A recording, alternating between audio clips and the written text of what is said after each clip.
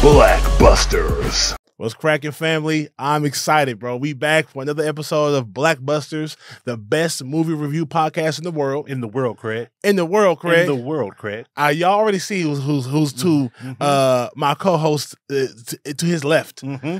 Hey, man. He here, man. We in the presence of greatness. Yes, sir. Legendary greatness, man. I'm your host, Big Jaw, along with my co-host. Thin tipping tone. Thin tipping tone. Thin tipping tone. Not this. I appreciate that. Thank you. Thank you for the cheek clappage. Recession tipping in the club. Thin tipping. Every episode he has a new name. Because I was about to ask, what is thin tipping? Well, we gonna get into it. Thin tipping tone. But before that, I got like a European porn star. Thin tipping. Pause indeed. Hey, that's my specialty. Hey, real quick, before we get into it, man, because before we even got started rolling, we was already into it. Man, we got Alex Thomas, the legendary LA's own Alex Thomas. This is a surreal moment.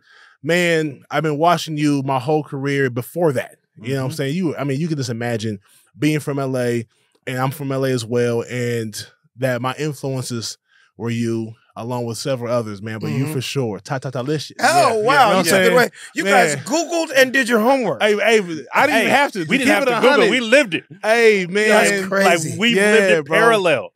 You know, that's how I met Michael Jordan. Really? Michael Jordan came up to me in a club in Chicago in 1997 when they went 72-10. Damn, they were on top of the world, and my boy Antoine Walker, who played pro ball, he had a birthday party, and Antoine, like Michael Jordan, mentored Antoine before he got to the league. Then they became great friends and everything. And I didn't realize how big that Noriega video was. It was like the video of the year. Yep. It ran every single day. Yep. It was Pharrell's first kind of like big produced hit. Yeah. I remember Homeboy. I came to party. Your girl looking at me. Man, you don't understand. I got extra famous from that video. I'm in the club and I'm walking into VIP, and before I can even say, oh my God, Michael Jordan comes up to me and goes, Licious. Man, when I tell you, that's gotta be ridiculous. Small tear came out my eye. I was the GOAT knows me. He's like, man, that shit is funny, man. I seen that shit 10 times a day. And it just reminded me, like, I was telling somebody, I was like the first male video hoe. Man. I was a male video vixen in the 90s and the early 2000s. Who before, and now I'm not even saying this because you're the big homie. I'm trying to think for real. Who? I can't pinpoint it. During the I was 90s, kind of the first one. I would say you and Ricky Harris. Ricky Harris, absolutely. Rest in peace, Ricky Harris. Rest in peace to the legend, man. See, the difference between me and Ricky, and I love him because we were homies. Yeah. Ricky was an LA dude, Long Beach. Yeah, for sure. He was just in all of the death row stuff. Right. Which was so huge. I was like, even though I was an LA nigga, I was trying. Everywhere. I realized early in the game, y'all, that the same way you see a video 10 times a day at that time on BET, you know, Rap City, back in the day, the box. And then on top of that, that same video ran on MTV all day, every day. Exactly. So me as a comedian, I was getting as much run and as much visual access as the rapper. Right. Yeah. People would see me 10 times a day, every day, being in like famous hip-hop videos. And that's what made me go. 25 seconds, blowing them out the water, pause. Yeah. And just killing it, man. Just... I would go in other countries. In the same way you knew the song of that rapper, people knew my lines and people knew who I was because it started to become like all the rappers are like, yo, can you do something? It was basically like just doing a cameo. Yeah. But they would let me do my own jokes. Yeah, cook. Go ahead and let me do what I do. Not only that, yes, the love and respect that you get from other comics. The Def Jam anniversary special, the Union special, right? Yeah. Where Dave and DL, they stop. I mean, they're clowning, they're having a great moment, but they stop. And in a room full of comics, I mean, there are comics sitting at every tier in the back seat. They stop and they holler at a couple of people. Right. Not a lot. Right. Out of a gang of people in the room. Alex Thomas is someone they stopped on to make that mention. That made me feel great. That made me feel great because, like, let's just take Dave and DL, right? Dave and I came up together. There's pictures and videos rolling around the internet. It looked like we were 16 and 17 years old walking down the streets of New York. Damn. Just doing 6 rooms a night. Damn. Just any mic we could get on to work this craft. So he was like an immediate peer. Whereas DL, you know, as a young comic coming up in the early 90s, like let's just say 90 to 92, there was only pretty much 2 places we could go up: Comedy Act Theater, Mavericks Flat, and the Townhouse, right? Townhouse. But DL was the first host that I ever saw. He was the first one that ever said, "Coming to the stage, give it up for this dude, Alex Thomas." So I really looked up to DL. Of course. So, but then he just saw me develop over the years and get better and better and better. So that was huge that night, because it was like, it's kind of like to get us all in one room. Man. All of us. It was like a family reunion. It was like a comedy reunion, and it was great. So That's dope. Well, I thank Russell Simmons all the time, because the same thing he did for hip hop. You know, a lot of people don't realize the movements that he was behind, from Run DMC to LL Cool J to Kanye to Jay-Z. Like literally, I mean, that's what I just said is a billion albums sold. Right. It's crazy how he just flipped that into comedy. That's crazy. And so many of us that wouldn't have had any other platform, from Bernie Mac to Chris Tucker to me to Dave, tell him, man, we can keep going. Bill Bellamy, Martin Lawrence, like we can keep going. That was the hugest platform we had at that time. And then you think about late night TV, all we had at that time was Arsenio. Right? Whereas a white comic, nothing against them, but a white comic could have been doing comedy 2 months, and they were getting 3 minutes on Letterman. Facts. Orlando. Facts. We would have never, I would have never been on late night TV if Arsenio Hall didn't see me at the Comedy Store one night. Can I cuss? Yes. Oh, yeah. He walked to me and said, "Nigga, you're funny. Who are you? Can you come on my show this week?" He saw me on a Tuesday night, an amateur night, and 3 days later, I was at the Arsenio Hall show, my first live TV performance. It was me, the Wu-Tang Clan, and Steven Seagal. Nigga. You came up in a beautiful time, bro. Okay, you know what I mean? And that brings, the time. I have a question, because right now we have 2 different generations of comedy. Right. I feel like, okay, like taking it back to rap and hip hop, like you had to be able to really rap in order to get on. And then because you were a good rapper, people were like, he's cool. Then at some point it flipped, and it was just like, just be cool first. We'll worry about the raps later, right? In terms of comedy and comics, it felt like you had to really be good. You had to work them stages. And if you were really good, that created the acting opportunities. That was the only way. Only way. Today it seems flipped. You got to be that popular. Like you need to be acting first, and then you work on the comedy shit as a secondary. And to, you know, and it doesn't, and that's why it maybe feels like all of our legends come from that school of thought. Then what present company excluded, than what is happening out there today. I'd love to hear you guys' take on that. Yeah, you absolutely I'll let you go first, John. Yeah, I know. Yeah, I got a lot to say. I agree. I agree. This is how I feel about it. Even though I started doing comedy first, but I didn't start getting noticed until I started doing sketch comedy on social media, and I see the difference between my respect that I get, even on like from bookers, and I kind of jumped, not jumped the line. Because I've been in line for a long time, been in line for years. I finally allowed put myself in position to get out of line and jump into the front.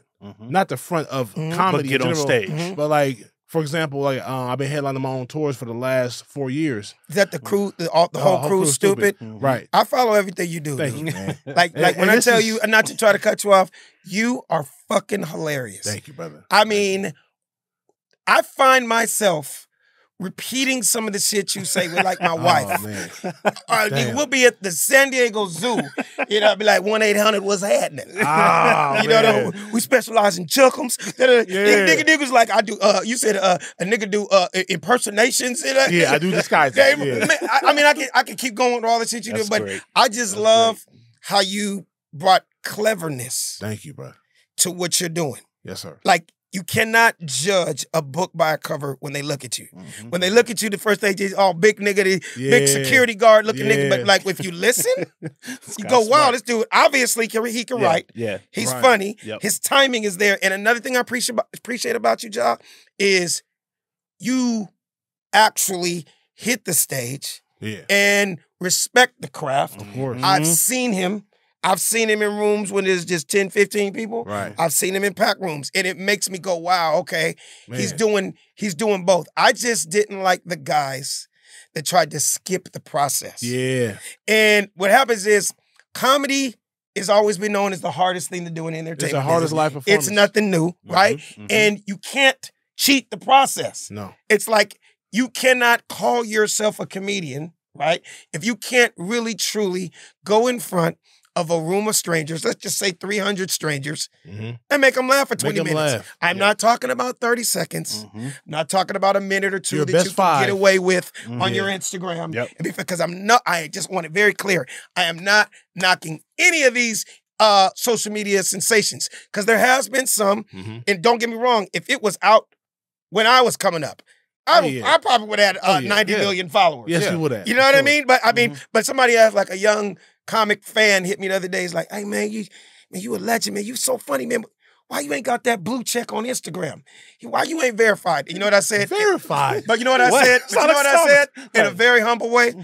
I said, brother, because I'm verified in real life. Yeah. Facts. Yeah, hell yeah. A blue check does not I get what you're saying. That's such a great point. I hear what you're saying, but nigga, let's walk down the streets of Spain, Who is this? Maine, Who asked you this? Long Beach, or whatever. I've known all over the world, but I'm not man. Will Smith. I'm not Kevin Hart. But goddamn it, I've done 25, 30 movies, TV shows, and been in the business 30 years also. Facts. You get what I'm saying? But when you say who said that, I don't know him from a can of paint. Probably some young dude. He had to be young, because if he was 30 plus, I'm like, you already know. I didn't even ask, y'all. Sometimes I just try to answer fans. Yeah. Okay, yeah, of course. You ain't gonna in an admirable way. Yeah. So it doesn't look like they think I'm the old nigga hating. Yeah, right. No, I'm verified in real life, brother, but I appreciate you. Yeah. I don't a blue check is not getting me booked. But see, that's the point. I think that's the point that I'm making. Like, Alex, your career is baked, not microwaved. Right. Brother, can you say that one more time? It's crock-potted. It's baked, crock-pot. Yeah, slow roast. Crock-pot. Yeah. It is what it is, you guys. I'm not comparing it to other people. And that's why I just had my own lane in my own way. Like, one thing you realize after being in the business this long, you don't really compare yourself to other people. Don't get me wrong. I'm aware of what's out there. Right. But whatever I did to get me 30 years in, still be relevant, still be here, still be fly, still be funny, and do what I do. Because, brother, without mentioning names, you know how many cats I started out with that are nowhere to be found? Come on now. For whatever the reason may be. Whether it was, not taking care of themselves, whether it was jail, whether it was, baby mamas with jobs, it could have been sickness, whatever it was, they weren't able to keep it up. So I thank God every day. To still be here. It's hard. It's not easy, man. It's hard. I have conversations with people, because like being in LA, you meet comedians and actors, and I'm like, do you know how hard it is to have a 5-year career? Brother. Let alone a 10-year career, let alone a 15-year, to be relevant and funny and castable. Right. And to have enough variety to what you do. Can I jump into what you're saying? Come on, man. How many dope rappers do we know, right? Yeah. Without really, I mean, if we want to mention that, we can mention names. Then let's just say 10, 15 years ago was super dope. If I just say 10, 15 years ago in hip-hop right now, I know 4, 5, 6, 7 names pop up, right? Right. They were really dope. Banging in the clubs, we knew who they were, you know their lyrics. Yep. But if it was easy to be relevant today, they would still be doing it. It's hard. Because he was dope back then. He had a hit song. Super dope. Yeah. So, like, why did he stop? It's because some guys, man, it's almost like they either hit a wall, max out, or just have nothing else to say. Right. That's relevant. Right. I just feel like since comedy is really in me, everybody that knows me knows I'm not a different guy. You're the same. I'm the same dude. I'm not different when you. Every angle, every place you've been, I've always seen you being the same. Whether you see me in the mall in the morning or with taking my kids to school or whatever, it's just the stage is an extension of who I really am. So I'm not going to run out of it. It's infectious. Right. People like, how do you still write jokes? Nigga, some shit happened this morning on the way, dropping my kids. I can't wait to get to the stage. Life is hilarious. Right. So, how did you, real quick, because we haven't even gotten to the movie yet. You got to the movie. It's about you. We ain't got to the movie. Honestly, I'm sorry. When I'm around y'all, man, it's just like homies getting together and talking shit without dominoes and weed. Exactly. Hey, I'm pulling my flask out. Like, if I could ask, for those who don't know, when did you start? As far as not being funny, you probably started the day the first few months of being born. No, you know what it was? High school, I was, class clown, best sense of humor. But it wasn't like I was like, hey, June, vote for me, class clown. Right. You know, I'm gonna be funny all year. No, it was just me. I wasn't trying to be, and I'm gonna be honest with you. It's not like I was in high school going, I want to be the next Richard Pryor. Right. Yeah, I had no clue that I even was gonna be in the entertainment business. I didn't know where this was going. Right. You know what I mean? I can't sit here and lie to you and say, yeah, in 8th grade, I knew I didn't know what the hell I wanted to do. Right. I remember in the 2nd grade, a girl told me, we were at lunch. She said, you're funny. You should be, she said, you're funny. You should be a comedian. I didn't know what that was. I'm in the 2nd or 3rd grade. I said, your mama should be a comedian. Not knowing. I thought, that's what I'm talking about. Because, I thought, and then later on, by like maybe the 5th grade, I realized a comedian is Eddie Murphy, a comedian. I started realizing, oh, she was throwing me a compliment. Now, and to this day, if you're watching, thank you. Whoever do you know who she is? Do you remember? No. Oh, okay. This is a white girl. Yeah. It was a white girl at Green Elementary School. That's crazy. And she said, "You're funny. You should be a comedian, Johnny." I was That's like, funny. Your mama should. Everyone was like, "Yeah, what the fuck you call me?" Yeah, ain't no chameleon. And as a kid, you want to be against the grain. So everyone's saying, "Yeah," I'm saying, "Nah." Your mama should be. Right. Second Were you the dude in the hood that had the homies laughing? Oh, of course. Yeah. I was the same way. So So I'm in the locker room. I'm the class clown. Locker room. I got a class clown in high personality, school. You had personality. And that's another reason the ladies loved you. Man, I'm the same way. But it's also them out the draw. And we've talked about this. It was easy. We talked about this on previous podcasts. It's also a very effective defense mechanism. Oh yeah, and a very effective to camouflage, because we talked about like how we come up in these environments, we're surrounded by gangs, like we don't gang bang, right? But we are in very close proximity to it. Yeah, we're gang bang adjacent. Gang bang adjacent. That was the story of my life. Well read. I've been to 1,000 years. Sometimes either being incredibly good at sports, facts, or being funny, of course, is how you navigate. It's how you navigate. And you learn to be funny to avoid that, to control the environment to a certain extent. So you just brought up exactly. I got this saying from Richard Pryor back in the day when he said when he went to jail, if you remember, he kept them niggas laughing to keep their minds off the booty. Remember? Right, of course. So as a kid, I remember hearing that. Even though I wasn't saying I want to be a comedian, it turned out years later, I was like, wow, I had all the homies in the hood dying laughing, and that's what kept them away from going, we about to put you on the set, you about to go on this drive-by. It's kind of like you always hear, whether it's Compton, South Central, Brooklyn, Oakland, or Houston, they always say, the hood kind of protected the guys that they thought they were going to be an athlete, or like, dude, that nigga's going to be somebody. He's out of bounds. He's off limits. He lives here with us, but that nigga ain't banging. He's not in this shit. Right. But it's crazy. As a grown ass man, I will run in to some of the niggas that really did the shit. Yeah, and they will claim because AT he from and I'd be like, I guess. Yeah. Whatever you say. Like when you was rolling with us, I was like, I was there, but I knew you. Right. I know I was rolling with you. I didn't go on the drive-by. Right. You know what I mean? I wasn't there when y'all robbed the liquor store. I about to look at my window and saw y'all stash in the heat. I was around. I saw it. That I was. You were a Crip. I was a Cub Scout. You know what I mean? Hey, y'all know the energy. Y'all know the energy. I mean, and I love them all. And if they all watching, because I know the niggas love you. They know who I'm talking about. I love them all, and I've put them in jokes over the years. Of course. Because the one reason why the hood loved me so much is kind of the same way it was with me and Dre and Snoop and Suge and Pac and all them. The reason why all them niggas love me, they were like, he's one of us, but he's not one of us. Right. He's not trying to be something that he's not. Right. Remember, I never claimed to be a gangbanger. Right. But nigga, I could walk like a motherfucker because I could dance. Right. Nigga, I was the Crip choreographer. Yeah. Yes. I know all the signs. I was there when they like Suge used to always joke with me, like, and him and Pac used to be like, nigga, there was Death Row Comedy, nigga. AT, you be the first of Death Row Comedy. So, you know what I mean? Like so crazy. That's where it started. For me, of course, you got the Martins, you got the Jamie Foxxes, the Eddie Murphys. For me, growing up.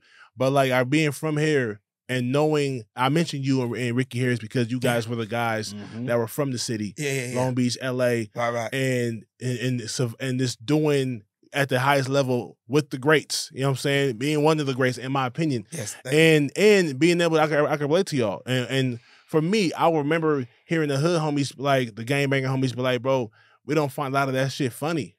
You know what I'm saying? Don't find a lot of what funny? Like comedy. Oh, yeah. But because of their life. Because of their life. But you gave them stuff the hood could laugh at. The Crip and the Blood niggas can laugh at. Important. And so even now to this day, like I know I do gangbanging jokes. I do Calvin or Balvin. You know what I'm saying? You know what I'm saying? Super Blood. Funny. But like the homies love that. Man. They can laugh. They might not be able to relate to and I love Dave Chappelle. Yeah. And I love his show. Yeah. Some homies be like, yeah, it's cool.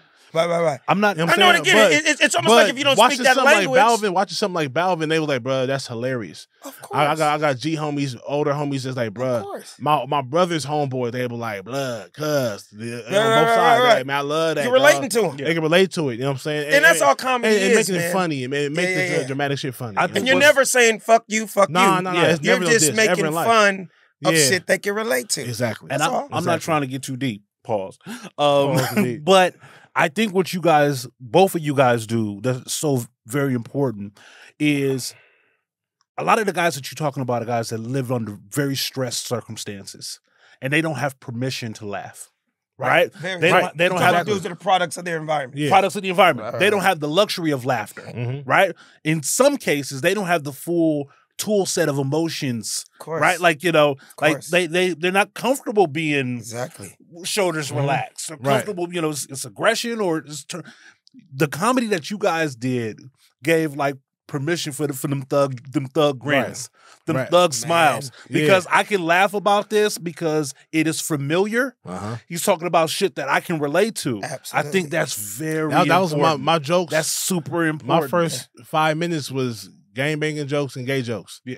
You know what I'm saying? Right. And I started at the Union, family room, townhouse. Yeah. And if you make them laugh, if I can't make them laugh, it's a problem. Absolutely. I got to be able to make them laugh because I can make Hollywood laugh. You don't understand the bag of worms you just pulled up by saying that. I have so much shit to talk about that exact topic. So, long story short, basically what it is, I have niggas that come up to me. I mean, niggas look like they killed somebody earlier today. Out of breath. I just ran from blood was still under their fingernails. They hide their hands. Yeah, like, hey, nigga, let me put this knife and this gun down. Hey, homie.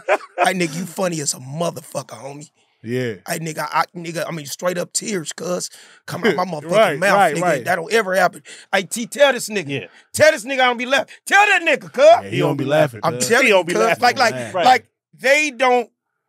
Or they'll come up to me like this, nigga, no homo, you funny as a motherfucker. I'm like, what does no homo have to be with just laughing, nigga? You don't have to say that. But you gotta qualify it. Maybe, it's I don't know gay shit, nigga. I'm just saying you I ain't funny. No groupie, my nigga. I'm like, bro, you just saying you showing love to the craft, bro. I appreciate that. Thank you. But, like, yeah. But I think what it is some niggas take it too far. Like, when niggas get successful and they find out they got someone that admires their work, they don't take it well. Some people can't handle praise well because they go to their head. And you talking about the dudes that they're complimenting? And they start acting like everybody beneath them because they look up to their comedy. But and so they try to throw it out there ahead of time. Hey, bro, no gay shit. Right? I ain't no groupie, nothing like that, man. But you funny.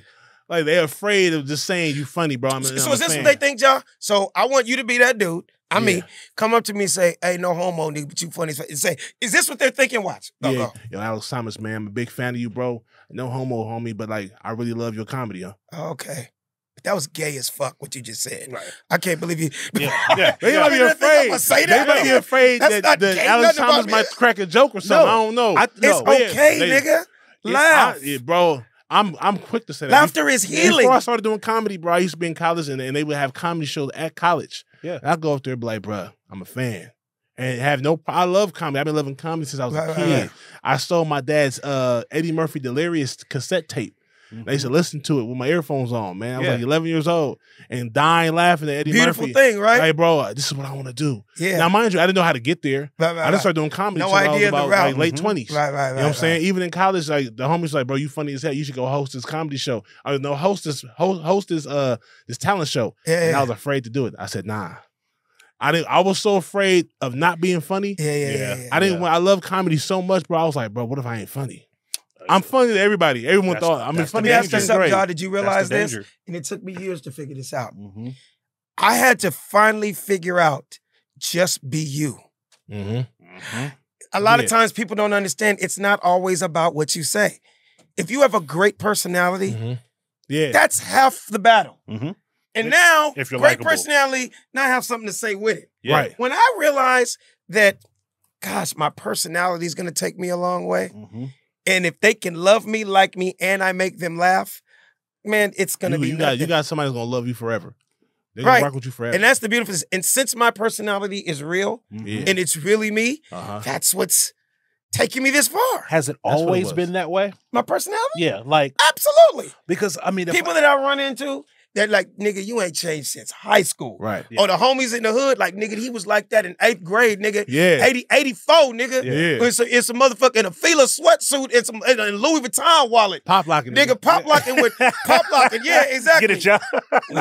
With the Michael Bivins braid. I mean, waves. That was me. The Michael Bivins. But here's what's crazy. You were with and around Suge and Snoop and Pac in the 90s, right?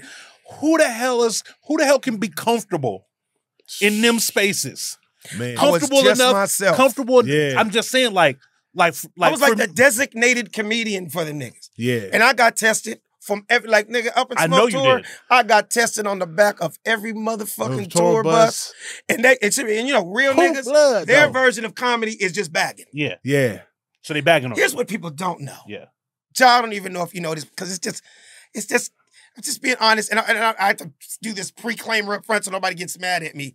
When I see all the roast, and I see the niggas that just bag for 45 minutes, that's always been Black Comedy 101 to me. Right. Like, I could bag with the best of them. But my thing was, I'm a writer. I have shit to say. Yeah. I have a story to tell. Right. And it's going to be clever when I tell it. Boom. So if I'm only getting 10 minutes, think about it as a comic, right? Let's be honest. Some nights you got 5, some nights you got 10. You work your way up. Right. I was not going to be the dude if the Comedy Store is only giving me 10 minutes and I'm bagging for 8 minutes. Nah. I'll bag on y'all outside, in the parking lot. But I'm trying to get into this club. Right. So my whole thing, so when I got on Up in Smoke Tour, on the back, I had to literally destroy niggas one by motherfucking one. Because they was tested. I know. Because they would test me because everybody that's their version of is this. Everybody want to know I could do a stage shit. Man, I rap. Man, I could do comedy, bro. Matter of fact, look. What you see me doing on stage tonight in front of 30,000 people, first of all, you can't do that. Right. But you want to do the shit that y'all niggas just get high and be on the back and talk shit? Okay, I'm going to let you have it. I mean, to the point where like Dre and Snoop and our niggas are like, nigga, I told you, cuz. This nigga is just, they don't see me do it all the time. But so they think they get... It's a thin line, though. It's a thin line between bagging on the test and somebody getting offended and now they want to fight. That happened. Well, that's the whole Wildin' Out thing, right? Yeah. Shout out to Nick, and I love what he did with Wildin' Out with this new generation. That's basically what it is. Yeah. Talking shit. And what's the shit called? What's the old school show?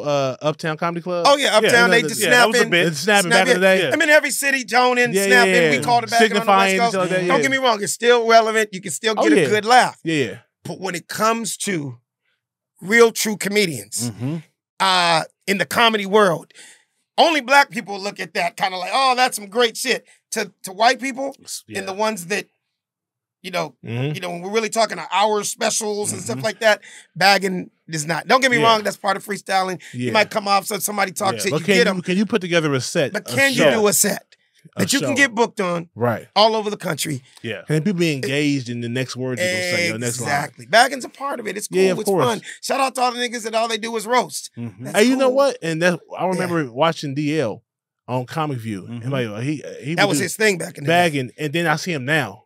It's like he's 360 degrees. 360 I mean, he was always clever and smart. Yeah. But that was just kind of like his style. His thing. I mean, you know who he kind of got that from, though? Robin Harris. Robin Harris. Boom, So Robin Harris and Joe Torre. Robin Harris. So Joe Torre and DL immediately followed Robin Harris. Yeah. Robin died, rest in peace, and then immediately they took that over. They took over the host job at the how am I going to forget? It's where we all started. Comedy Act Theater. Yeah. And that just kind of became their style. It ended up, Joe kind of ended up staying down that route. DL evolved. Yeah. I always thought, because you hear it, I'm asking questions.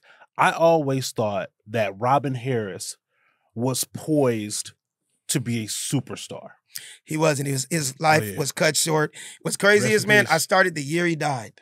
So I never, I'm talking like a week after he died. Oh, man. I started. So I never got to see him live. I started the week after he died. So what year was that? 91, 92, something like that. Damn. And the first, he would have been the host that night. Yeah. When I would have Aperture Night.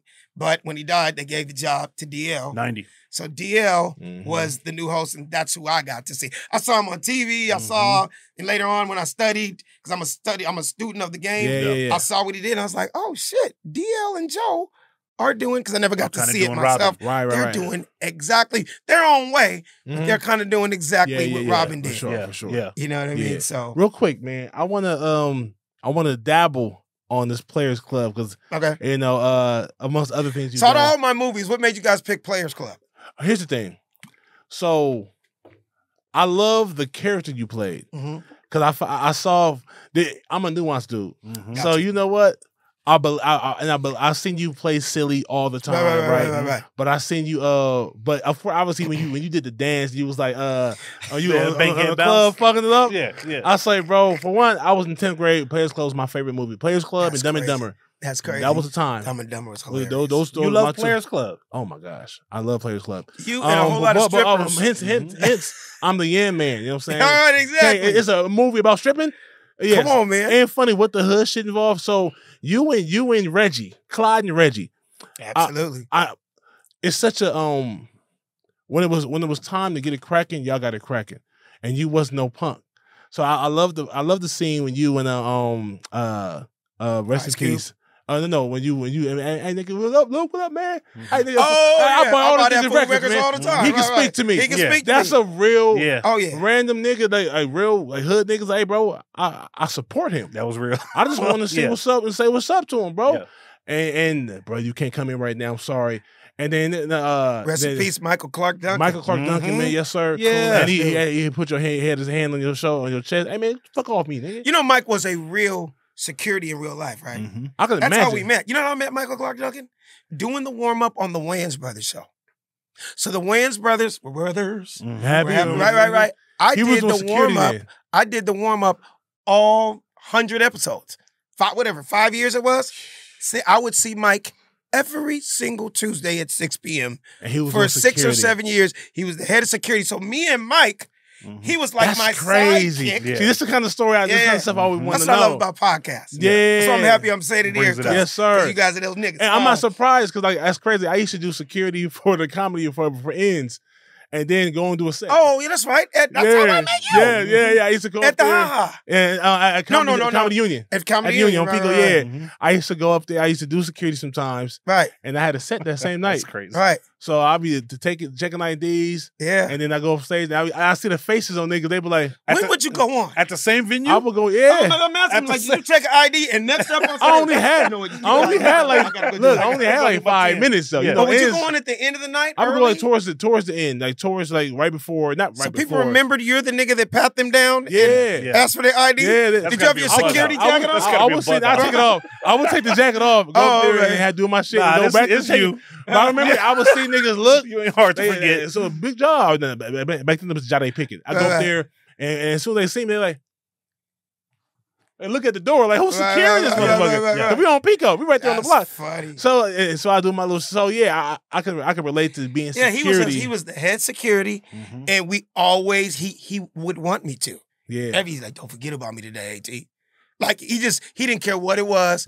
Just because doing warm up, just so you know, I literally had to freestyle for 4.5 hours.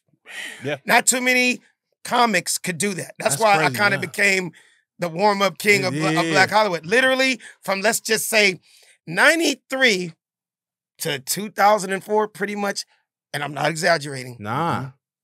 Every black show that I'm talking from Moesha, the Parkers, my wife and kids. Bro, I used to go up and I used to go and watch the taping of Parenthood. Parenthood. Who did the one? Because I only did that once. I'm gonna keep it 100. As a kid. When you were younger. Speedy. No, this is in high school. Oh, okay, I didn't do Parenthood. This is in high school before. This is what Sunset Gower. Sunset Gower. So many reasons why I wanted to do what I'm doing now. Yeah. I grew up wanting to. My auntie used to take me. My auntie's an actress as well. Oh, so she would take me up there. Me and my cousins and my sister, and we go up there and watch live tapings. And it was great practice for me as a comic because they would be up there all day. Dude, let me tell you something. Every Tuesday, I was on the mic for 4.5 hours. Now, here's the crazy part: you can't cuss. Right? It could be a grandma sitting next to a 3-year-old sitting next to an executive, right? So for 4.5 hours, can't curse. I can't curse. And basically freestyle, I couldn't use anything from the stage that I would do in a comedy club. So you ask all questions. Where you from?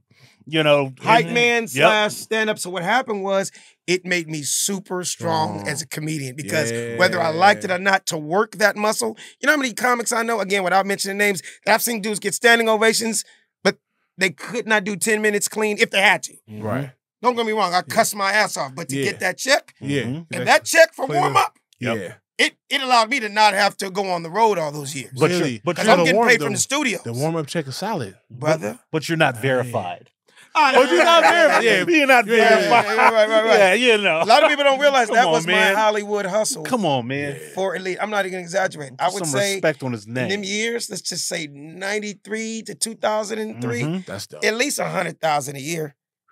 Just in warm-ups. Yeah. Oh, I did a living single for 5 years. I did, you know, my wife and kids. I did the Wayans brothers. I did Moesha. The Moesha, the Parkers. Like, literally, it got to be the point where it was 5 days a week for me. Yeah. And it just happened. I wasn't trying to do it when they just couldn't find black comics that could be clean and freestyle for 4 hours. Damn. So it just built another muscle in me. That's dope. So that was my hustle for years. Come on, man. I don't know how we got on that. No. We talking. We were talking about you going to bruh. Players Club with Michael Clark Duncan. Yeah. Michael Clark. That's why. He was the security all those years. So yeah.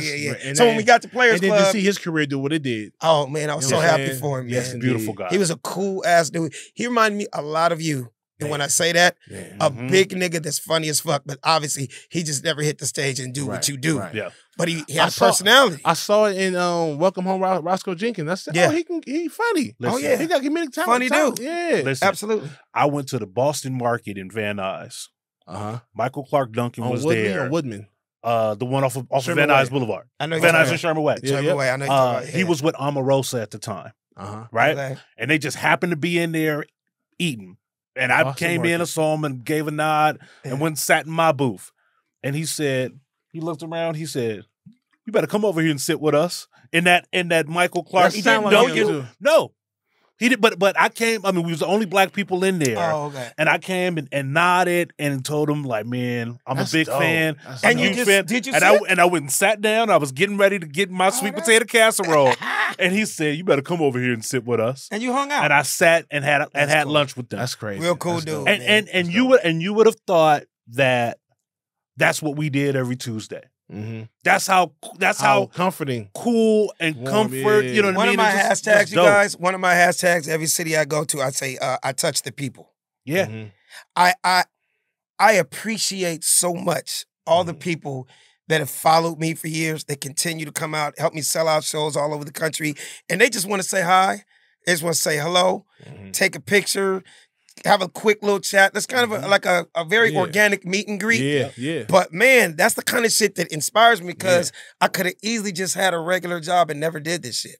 Man. So when people recognize you and your work, like every time you tell a joke, Jade, every time you guys do this podcast, every time you go on the road, you don't know who you're touching. You don't know who you're inspiring. You don't know who's been following you from day one. And it's a trip when those day ones come out of nowhere. And they start bringing up stuff you did that you forgot you did. You be like, what? Like you really fuck with me. I appreciate that. I was flying out of town. Me and my wife were going out of town, and we would drive our car and park our car at like a spot for the weekend or whatever long we're gone.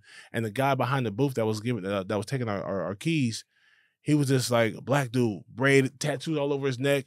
And while I was getting onto the shuttle, and he stopped me real quick. He says, "Hey, homie, I battled depression, and you really helped me through my worst times, homie." That's real shit. Over the years, I'm getting emotional now. I was like, bro, right. And I saw him there not being. He was emotionless, like just doing his job. Oh yeah, all right, taking keys. Taking right. You know what I'm saying?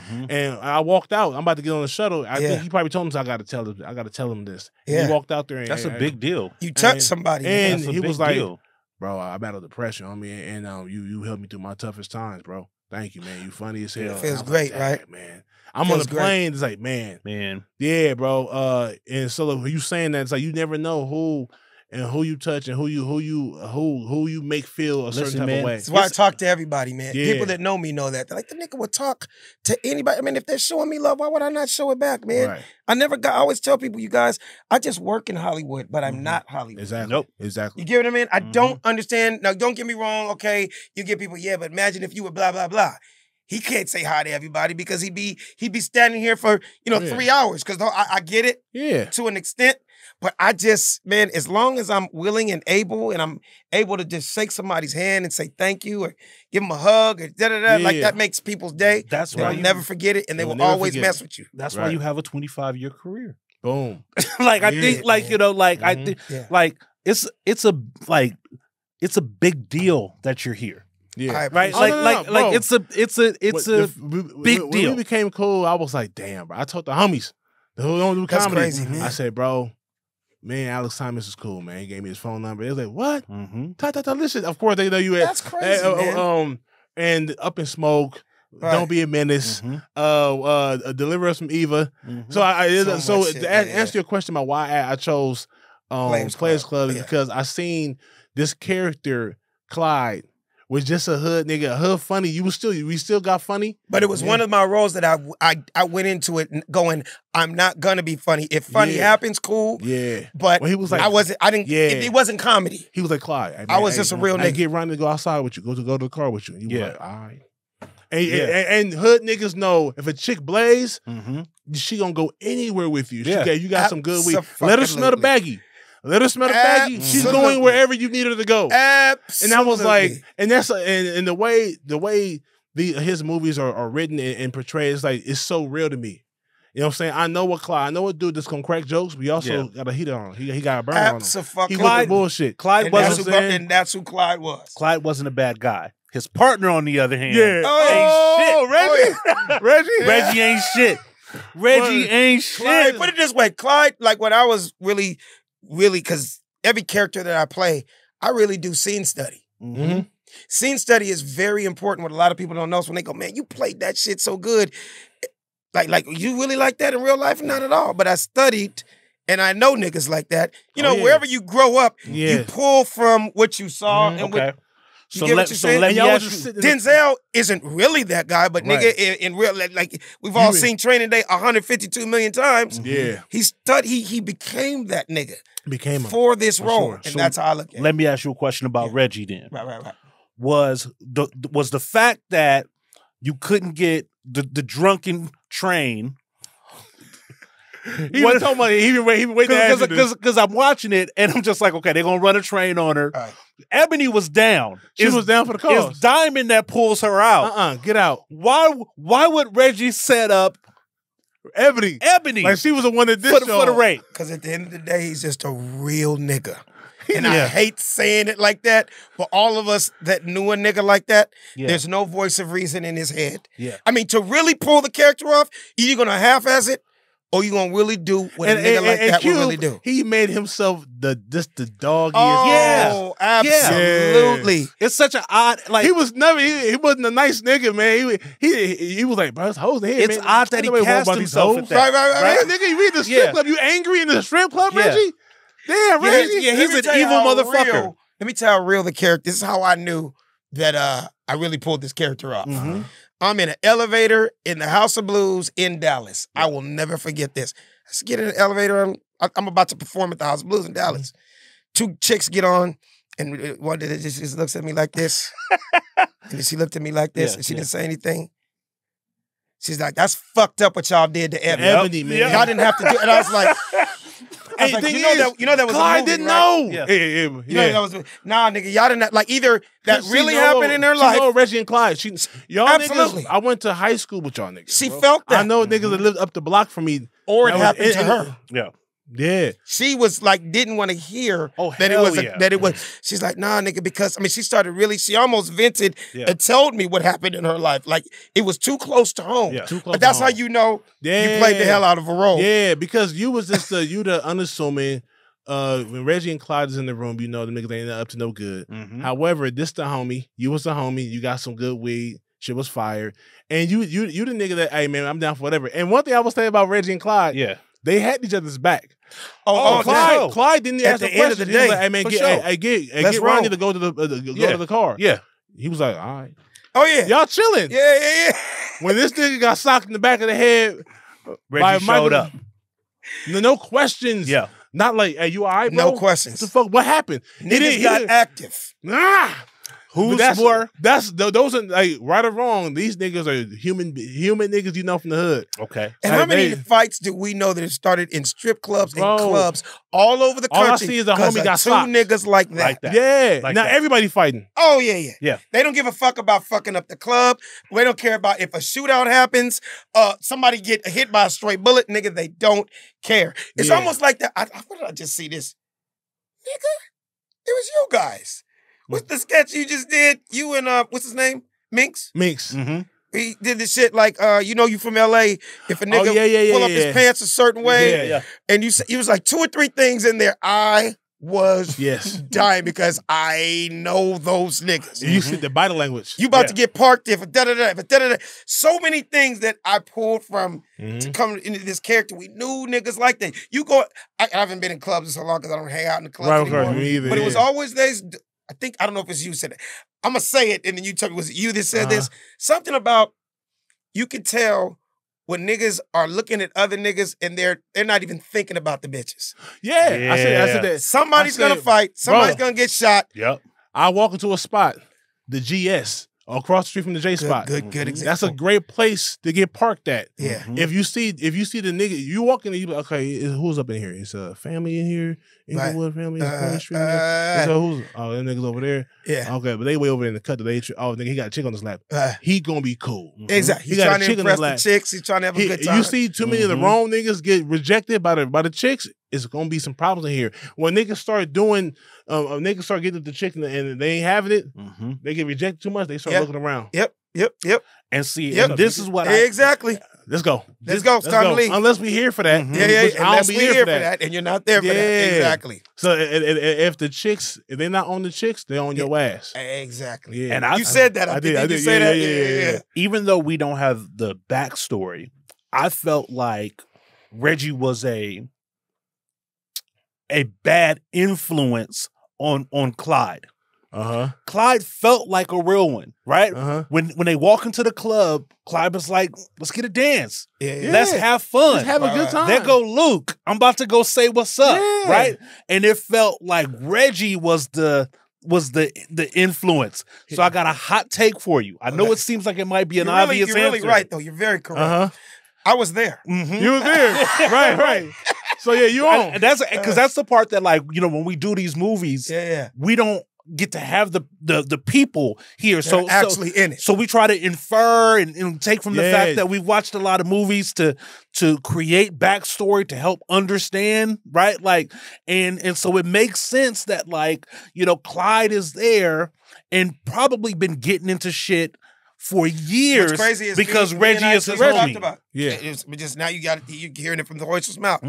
We would have those talks in the trailer before we did that scene. Yeah. And we wanted it to come up. You hit it on the fucking nose. Like, we wanted it to be as organic and real as it could be. And that's exactly it. He took from his life experiences. Yeah. I took from my life experiences. And we became those two niggas that a lot of us know. Yeah. And you hit it on the nose. Because when Reggie tells Clyde to take her outside, to take Ronnie outside, Clyde don't see the evil. Nah. In That's Reggie. His boy. He don't even see the evil. He just making the move. And I'm used to it. Yeah. He's used to that. Ain't no question to ask. The homie's like, he's a ride or die nigga. Like, hey, what we doing? We going there? So hot take, Josh. That's what it is. Hot take. And I know this might seem like an obvious answer. Who is more evil? Is it Reggie or Junior? Who's more evil? You asking him? Okay, I'm asking both of y'all. I got an answer, but I'll let you y'all. So I'll let you go first. Reggie is a dude. I'm not gonna say no names, but Reggie is a guy that I know. A couple guys like Reggie. Yeah. You know who, and I know Clyde too. Clyde. I'm more like a Clyde. Yeah. I'm a dude that hey, you gotta stop hanging out with them niggas, bro. I'm with it. I'm helping you out. The dude. There is, no matter, and you tell me, John, this is just real, brother to brother talking right now. No matter all the hood situations you've been in your life, but because of your upbringing, and you had people around you that loved you, and that still love you, there was always some type of voice of reason on your shoulder. Yeah. Because if not, you'd be in jail today. Bro, right? I'm that dude also. I've been in the bushes. Yeah. With a black... So this is I don't know if we didn't do it. It's okay, man. So in the bushes, we don't know who's watching. Somebody may be learning from us. We preaching right now. Pillowcase, ready to put it over somebody's head and snatch him up. So in real life, I'm 18, and I'm like, what the fuck am I doing? Yeah, I came home for Christmas break from college from UC Berkeley. Damn, and I remember what am I doing? I remember the team. The coach was like, "This, I'm a freshman." They're like, for all the young guys for the first time going back to your cities. Because we've been playing ball all season, all semester. Right. It's our first time going back home since we've been in college. Be safe, be smart, and don't do it. That's what my coach said. Yeah. I promise you, I'm in the bushes with two of the homies. I'm about to see one of the homies tomorrow for the first time in a long time. And these dudes got me in the bushes getting ready to rob a nigga, man. And I was like, they just saw how big I got when I got back from college. They was like, nigga, are you going to be the nigga? So they make the phone call. We going to ride the pizza, man. We can ride the pizza. Damn, Ja. Right there in Limerick Park, bro. And I'm in the parking lot, I'm in the bush, scrap down with a beanie on. You were really thinking of your career, everything's going, it's flashing by your eyes. What am I doing? The coach said, don't do this. And these are my boys. These are my partners. So what ended up happening? I knew these niggas in second grade. I really want to know what happened. The nigga, the pizza dude wasn't stupid. Nigga, he pulled up. Yeah. And then I ain't gonna say no names. The homie came out. Look at he was like trying to come out. Oh, he actually got out the car. The pizza guy got out the car. No, he looked. I'm peering through the bushes. Yeah, he see it and he's doing this. Boom, he take off. Yeah, my homie just looked too suspicious. Yep. But it's better. He saw him. He saw him. Yeah, he saw him. He probably a Mexican dude. Because they was walking up to buy the pizza. But yeah. But it just looked like it was three of us. Yeah, and we called and we called.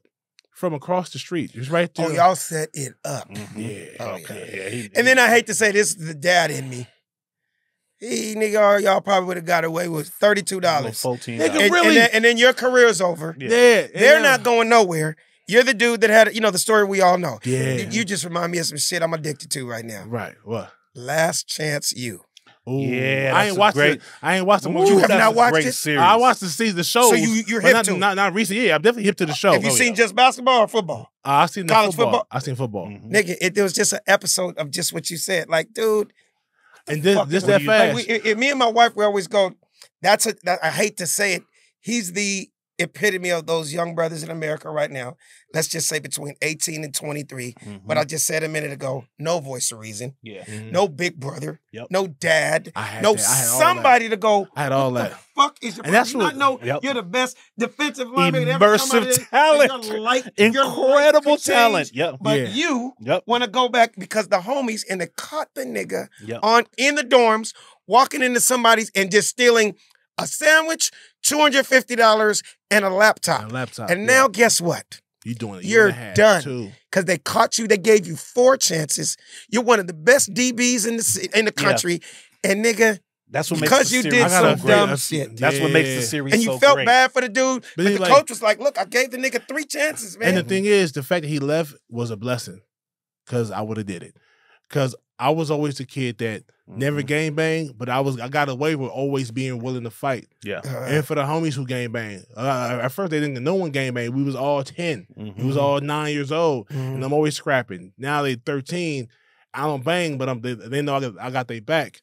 And then it got to a point, like you said, the hood to start protecting. Like, hey, bro, you ain't from the hood, so what are you sit doing this one here? out, my nigga. What are you because doing they here? see you with us, and we about to go over there. So let me ask you this: Do you think? This is just a real straight up question? That was your freshman year? My freshman year in college, yeah. And you were at Cal Berkeley? So were you on TV? Yeah. Okay. Reason I asked that because I was going to use USC or UCLA for an example. Do those dudes that you grew up with, if you were on TV every week and the whole world knew you, do you think they would have still tried to pull you in on the robbery? You know what? Or would they have said what you just said? And these dudes, let me jar out this shit. And these dudes, he's going to be the one nigga to make it. Let's not bring him along. And to keep it 100, them dudes, I think everything changed after that. They was like, bro, everybody, the homie, yeah, I ain't say his name. The light bulb goes off for everybody. What made the light bulb go on? Because it didn't go down. He felt like shit, and then we was out there looking for another lick. Oh, the same night. And then the homie's like, bro, what the fuck we doing? Talking to the other homie. For real, this y'all had nigga that in talk college, that cuz. This nigga in college. That all came up for real? Yeah, we were sitting around waiting and no lick. Movie, yeah. But if the lick would have happened, we would have been all for it. I'm for it because I don't want to be for it though. At this point, I'm like, damn, what the hell am I doing? Was your dad in your life, or did you have big brothers? I'm gonna get to all that. What's the reason? Okay. That's another reason, bro. My father was I didn't game in because I was afraid of my dad. My dad the same story, bro. My dad is a street nigga. My dad is a street nigga from Ohio. Oh, okay. He don't care nothing about the game, man. He will walk up any house that my parents divorced when I was 8. So any place my dad would go visit that we moved to, he'll see niggas on the block. He'll walk up to him, how you doing, man? My name's Ola. That's my son over there. You know what I'm saying? You got any issues? Oh, yeah, so he was there. Yeah, that's my pops is... You remember that viral video, one of the first viral videos, I don't know, 10, 15 years ago, with I think it was in Jersey, and he had like an 11-year-old son that got jumped into the gang, and the dad was a real hood nigga. Yeah. And he showed him, oh, y'all the 4-5 trays? Oh, y'all the y'all jump my nigga in? Well, guess what? I'm finna jump his ass out. And it's like the dad mopping him in front of the homies. Whooping his ass. That's fantastic. Yeah, I remember that. And he said, I'm jumping my son out. Because he's not going to be a statistic and another dead nigga on the block by 13 years old. That's real. And the older homies looked up to my dad. They just saw how he moved. Oh, so they knew who he was. Even niggas who I knew was in the streets, who was shooters and all that, they was like, hey, man, we good. Respect is a thing. I'll come over there and crack jokes when I hang out with them a little bit. They be lifting weights in the front. I'll go in there, hit a set. But outside, when I start getting bigger and older, the game banging shit, they was like, hey, just chill out, bro. And at the end of the day, you know they wish they had that dad. Yeah, bro. Hell yeah. You know, they always like, bro, they admired that. They admired the fact that. So fast forward to, I'm 18 now. Yeah. I'm in the bushes with the homies. Like, I just spent the last few years, because like I said, I got sent to my father in high school. My mom sent me to San Diego to live with my pops, and that changed my life. Different, way better environment, positive homeboys. So you got the scholarship out of San Diego to go to Berkeley. Yeah, exactly. So just to come back to LA for 2 weeks for Christmas break, and I'm in the bushes waiting. Was that your last time? That's remotely doing some dumb shit? That's my last time, like really doing some shit like that, to where not even beat niggas up, but as far as criminal shit, they can land you locked up. I believe so. I did some dumb shit in college too, up in the Bay. You know what I'm saying? But no, just running around like you know just young dumb shit. Yeah, but like not criminal. No. Because I was doing security in college. Even as a young nigga, get some money. And then if niggas got out of hand, we gonna get more out of hand. We gonna get more. We gonna take it to the next. And we way too young to be having this type of authority. You know what I'm saying at the time. And but we was cool up until they wasn't being cool, because like our school was in Berkeley is a public campus, so it's niggas coming from Oakland trying to come to the parties. So they Were you there with Deshaun Jackson? Yeah, of course, DJ. Okay. Yeah, he's young. Around that time. He's younger than me, so he came. And he came Marshawn Lynch. Marshawn Money Lynch, yeah. That's my partners, yeah. Yep. You know I'm a sports fanatic, so yeah. They're younger than me. Like they're close friends to my younger homies, because I'm older. Oh, okay. So when I was leaving, when you were graduating out, I know him for in. sure. Right. Like Money Lynch and D-Jack. I know. I think I hosted D-Jack on his recruiting trip when he came. Oh, really? Yeah. I was around the crew of players that hosted him. I had already just graduated. Okay. Speaking of sports, how'd you get into golf? Man, quick story. I got into golf in 1997, the year Tiger won the Masters. Dang. It was our last episode on the Fresh Prince of Bel-Air, because I was writing on the Fresh Prince from 93 to 97. That's dope. And one day in the middle of a scene, like, and cut. I look one way and I look back, and Will had a sand wedge, and he's swinging. I was like, "The fuck are you doing with a golf club? Practicing. Black people don't play golf, Right. And I was like, "Really? Who got you into golf?" He's like, "Oh, Shelly." I was like, "Shelly?" So this dude named Shelly Jensen, he was the director of Fresh Prince of Bel-Air, a lot of the episodes, but he directed stuff like Happy Days and Good Times and you know, Give Me a Break and all this stuff, right? And 2 days later, Will buys his first house, and there's a par 3 at his house in the backyard. And all us young black Hollywood niggas over there. 2 days ago, I was like, "What the fuck are you talking about?" Now you swinging. Now I'm up here. So what is this called? Yeah, right. This is a 7, and the rest. Shipper. Well, yeah. The rest was history. How about this?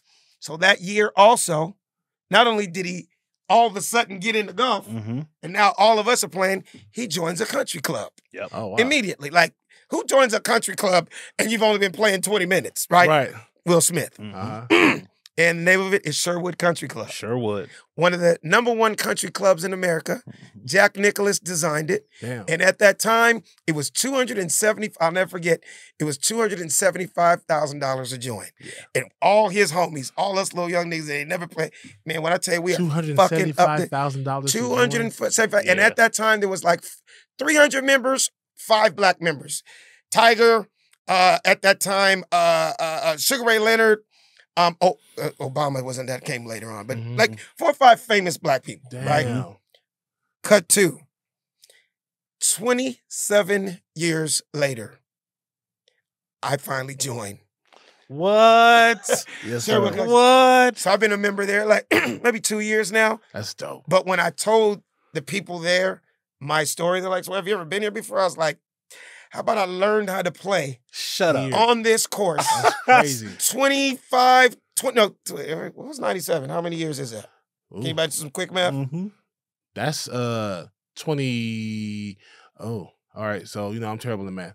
Me too. They probably watching like, niggas. I know, it was close. We're between 25 So today is 94. This would be 2004. That would be 30 years, right? Yeah, so I learned how to play golf 27 years? And never in a billion years would I have thought that I would ever become a member there. So over 30 years, I've played with a bunch of stars there.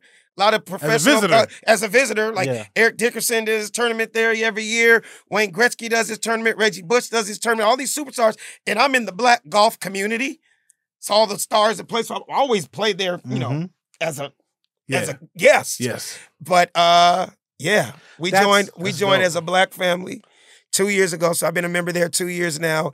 And it was like a surreal moment. Yeah, of course. So now to this day, let me just say, let's say there's 450 members there. There might be 15 black members there now. Yeah. Like I know Obama's a member there. Chris Paul's a member there. Will's still a member there. And what's so crazy, me and my wife were just talking the other day. We have to be the only family that shows up for all the events. Hell yeah. Oh yeah. I don't ever see any of the black members unless I'm playing golf. But when I say we show up for Easter, Groundhog's Day, Valentine's Day, and how about the Thomas family, my wife and 3 kids, we make every news cover, newsletter. We make every that's part of the brochure. newsletter so they can be that's like, part of the brochure. See, there's black people that come here. Yeah, look at the Thomas family and his family. The Thomas family. We're always the only black people there. But what a way, like as a golfer, you know what I mean? I know you've played a little bit. Oh, hell yeah. Why you didn't say something? Well, I mean that's why I'm asking. You have got around to it. Okay. Because what's funny is that two can play that game. And so I'm watching two can play that game, which you're in the golf scene. And I'm like, they're at the Bell. How did you? Oh, so you really play? Exactly. You know what I'm saying? Like, you can look at a course on TV and be like, I know that course. Like I'm watching the scene and I'm already leaning in. Playing? I started playing about 12 years ago. So, little inside. Where you play the first hole, that used to be the 10th hole. Yeah. It used to be the opposite. So when we shot, two could play that game with me, Morris Chestnut, Vivica Fox, Anthony Anderson. We shot that right there in that little area. And what's crazy is you get famous for different things. And I didn't know, like, white people were watching that movie too. I'll be at a country club in Rhode Island. I'll be at a country club in Mississippi because wherever I go, y'all, literally, like I performed in 39 cities last year. Yeah, is that right? I played golf in 34 of them. You take your clubs with you? Oh, nigga, sure. do I take my underwear with me? My clubs go everywhere I go because as a comedian, I always say we ain't got shit to do to Showtime. That's right. Yeah. If I'm in Tulsa, Oklahoma, if I'm in Alabama, and I'm not exaggerating, I have golfed in Alaska. Ooh. I have golfed in Hawaii, like literally everywhere in the world where there's a mic and I perform and the sun is out during the daytime. All right, so I'm gonna tell y'all something. That's a dream life right there. I'm gonna tell y'all something. So I learned how to play golf years ago. Learned how to play, not good. You know what I'm saying? But my buddy, my boy, my brother Jaron, he was the first class of golfers at Crenshaw High School. Yeah, he can golf. How old is he now? He's 42. So he's been playing like in his 20s. His father taught him how to play. There you go. His father taught him how to play. A lot of brothers and dads. Their grandfathers. So I'm like, black folks don't play. I can't stand golf. On Saturdays, when the cartoon go off and golf comes on, back in the days growing up, I mean, you go outside. You go outside and play as a little kid. Come on, man. I hated golf, right? So he was like, bro, we ended up being roommates. And I saw he had golf clubs. I said, you golf? He's like, yeah, man, I love it. He from Crenshaw. Went to Crenshaw High Like, what School. year would this have been? This is 2009, 10, 11. Okay, so for the fact that you said that, Tiger's already on top of the world. Tiger's already yeah, okay. And he not no square nigga. He's a real nigga. He grew up on 4th Ave. And he was like, bro, but he loves the sport of golf and basketball, obviously. He a hooper. But he taught me the game, the rules and stuff like that. So he took me to was it the one connected to Jesse Owens?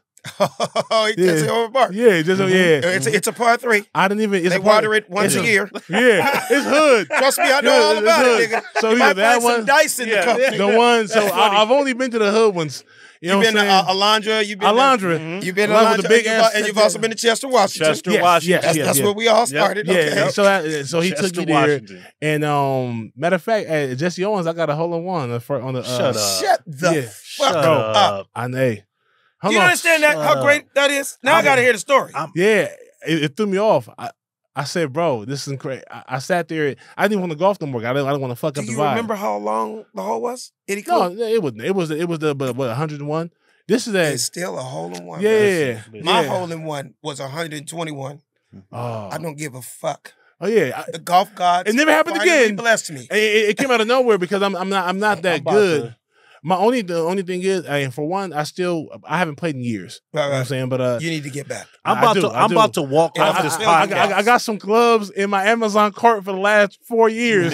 Just sitting there. I said, should I just go buy these clubs? You need to come out with us. Yeah. First of all, I'm about to walk. I love the game. I love the game. I can sit and watch sport. I can watch. Can I say something about my hole in one, or can you remember? Or are you gonna say what you're gonna say? I'm about to get the fuck up out of here. Oh, I'm because sorry. You learned how to play in Sherwood. You have a hole in one. Why has God blessed y'all in this way? The struggle grind. That's the only highlight. Can I tell you how cold blooded I am, though? Oh my God! And what I'm about to tell you, I can't make up. When I tell you I have stories, I have stories. So all my homies, pretty much all the Black Hollywood that plays, that have been playing with me for 20-something years, I felt like I was the last of the Mohicans. I'm like, is God gonna ever bless me with a hole in one? I just kind of gave up and just said, I'm just gonna play. If it ever happens, it happens. But I did tell all my homies one thing. I said, nigga, if I ever get a hole in one, I'm having a party. Ooh. Not only am I having a party, it's gonna be a party like you've never seen before. Ooh, celebration. Cut to, I got my hole in one at the Lakes at El Segundo. Damn. Do you know about the Lakes? Well, yeah, I know about the Lakes. 2 blocks, 3 blocks from LAX. Yeah, okay, I've been there. It's now Top Golf. It's where Top Golf is. Oh, right? Yeah. But I don't give a fuck. But they still have the part. Whether you played at Pebble Beach or the Masters or where you say it's a hole, Jesse Owens or goddamn, it's a hole in one, and I got my shit. And I can honestly say I got one, man. And that's my only highlight. My only highlight. Welcome to the club. Yeah. It's a very incredible feat. I want you to know that. Sad People that have been playing 60 years ain't never got a hole in one. And my boy tells me, like real talk. He's like, bro, that doesn't happen. There's pros that have never got a hole in one. Nah. Don't get me wrong. It was an accident, nigga. Yeah, that's what I'm saying. But you had no fucking clue what you were doing. That's but the guess closest. what? You did it. Yeah, bro. And for me not to, I've hit the flag twice. Yeah, you got a whole lot of holding twos. I've hit the flag twice, but you got a lot of holding twos, but not in one. So how about I had a party? My hole in one was in 2013. Damn. I had a party at the W in Hollywood. Imagine going to that fly-ass sexy hotel and you see 600 niggas in the lobby, and guess what? The only way you can get in, you had to wear golf gear. Oh, so it was a theme party. Everybody, you know how many niggas ain't never touched a club in their life, but they was fresh head to toe, looking like Tiger Woods. Niggas had soft spikes, gloves. Niggas was walking in with clubs. People at the W were like, we have never seen anything like this. Star-studded. I did something they had never seen. That's fantastic. I had a hole-in-one party at the W in Hollywood. That's fantastic. 500 people shut to sit down. And that's you're fantastic. Right. Celebrate it. You got to celebrate that. Me personally, it was an accident because I was just trying to get it on the green. You didn't know what you were doing. I was just, but it happened. This is how I'm big, so my stroke is strong, so I don't even know how to use. Right, you couldn't even tell me what club he is. I can guess. That's what's so unfair. Believe it or not, that's what's so unfair. Probably a sandwich or a pitching wedge. So unfair. On like a bigger course, I don't use the So you've played 18 before. Like a couple times. Okay, so you know what a driver is. The driver, yeah. Driver's your longest club. And I'm trash with the driver. I can't control That's your biggest club. That's your furthest club. Yeah, so I think and it's also the hardest club. Exactly. Very hard to control. My shit slicing all in the parking lot and shit. Because you got to hit that bitch. We should go golf. So I'm down for it. The three of us should go golf. I'm down for it. If y'all down, hey man, I'm teaching my kids now, and they're 6, 3, and 8. Yeah. And they take lessons a couple times a week. I haven't played in so many years, but I remember enjoying this so much. Let's go hit balls first. Okay. Because I tell all my homies, they go, man, I think I'm gonna pick this shit up. And I gotta learn the driver. My driver is trash. But let me explain. So I'll be using the 5-iron. That's what I teach. That's also a super hard club to hit. But for some reason, I can hit that motherfucker and that shit go. But watch this. Here's what I'm gonna have you do. All you got to do is, even on your own time, you make some time for it. You got to make some time for it. Yeah. Even if it's 30 minutes, get a small bucket or medium bucket, and all you need to hit for the whole session is a sandwich, a pitching wedge, and a 7. Don't bring nothing else. Yeah. Because if you can't consistently hit a sandwich, which would be your 80-yard club, your pitching wedge, 125, 130, your 7-iron, 145, 150. If you can't consistently hit those 3 clubs, you can't even think about hitting anything else. Yeah. It's going to be brain surgery to you. Damn. Trust me, from a nigga that's been playing 30 years. I believe you. I did that for 8 years. Par 3s? No. And driving ranges? Like just hitting all the clubs. Like just taking the full bag to the range and hitting everything. It wasn't until I started getting serious because a buddy of mine whose ass I used to kick. In golf? In golf. Oh, so you had some type of game at one time. I mean, like, better than him. Oh, just better than him. But anyway, he started putting in work on the bucket. And he got every day. And it got to the point where he caught up to me, and then his game had surpassed me. Yeah. And at that point, I was getting frustrated because I'm doing my regular shit, and I can't keep up. So at that time, I finally got fitted. I needed longer shafts. That lessons. I never got fitted. Finally took lessons. And I got that. And if you guys ever look, I got the best black instructor in city. He taught all of us. He's teaching my kids. Yeah. He'll help you. I'm going to get involved. And all you got to do, I'm serious, take this from me. Take 6 lessons. Yep. Do it whenever you want to, right? You just get the chunk of 6 and you tell him when you get there, but it'll change your life. Ja, so much more money will come your way. So much money. I mean, for the podcast, your life, your career, because golf became not only just I love to play golf, that became another one of my comedy hustles.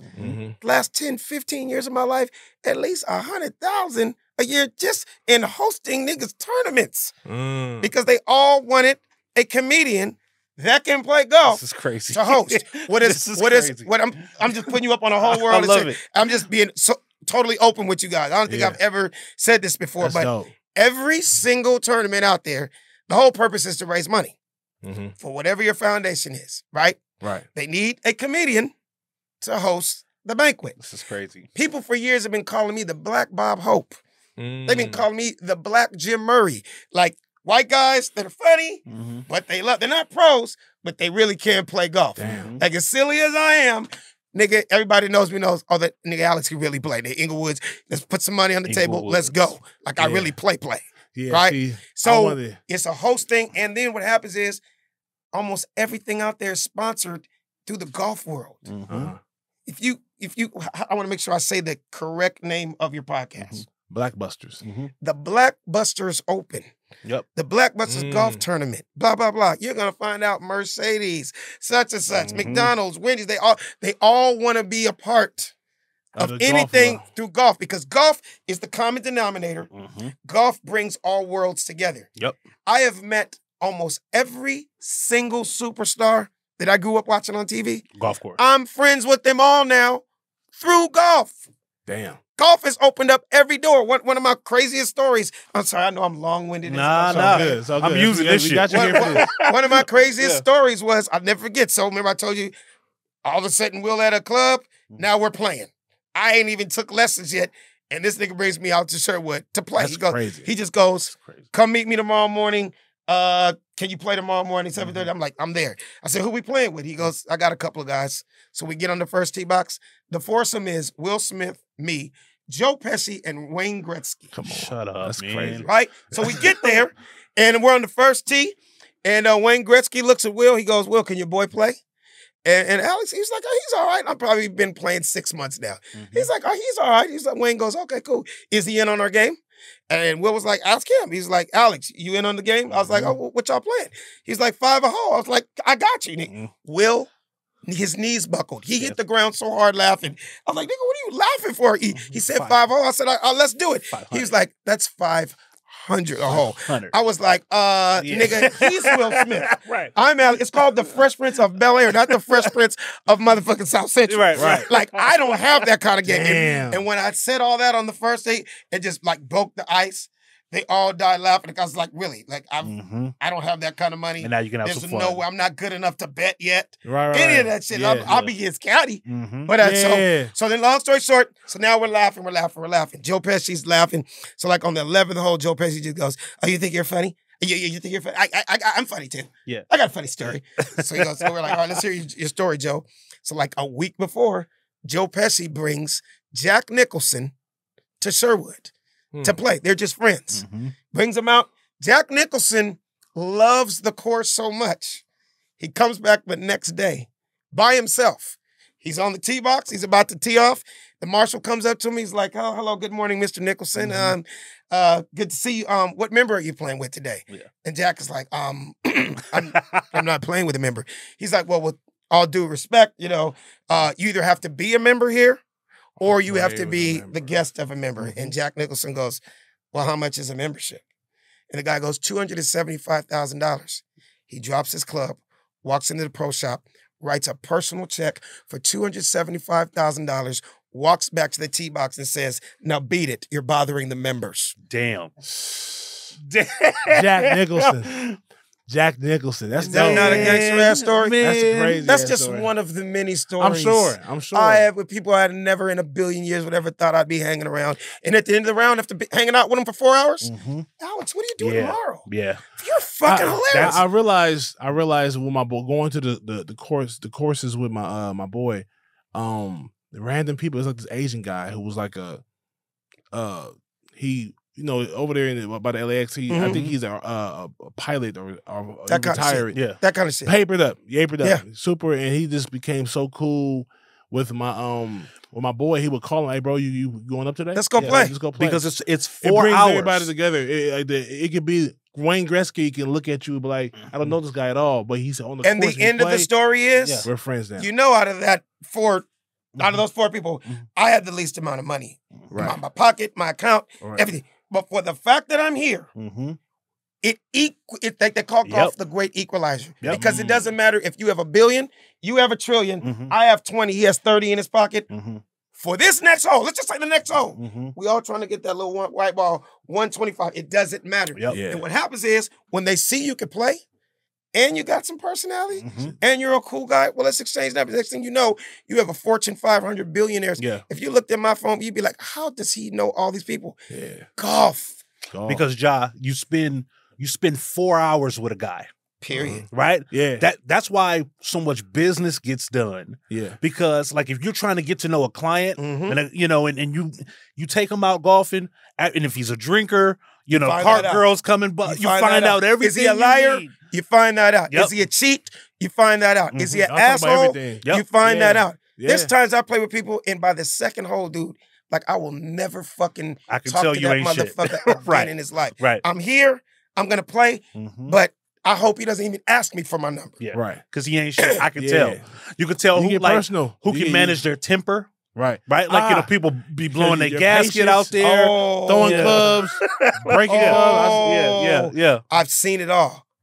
Which leads me to I'm finally dropping my my clothing line. Okay. It's called South Central Country Club. It's dropping next month.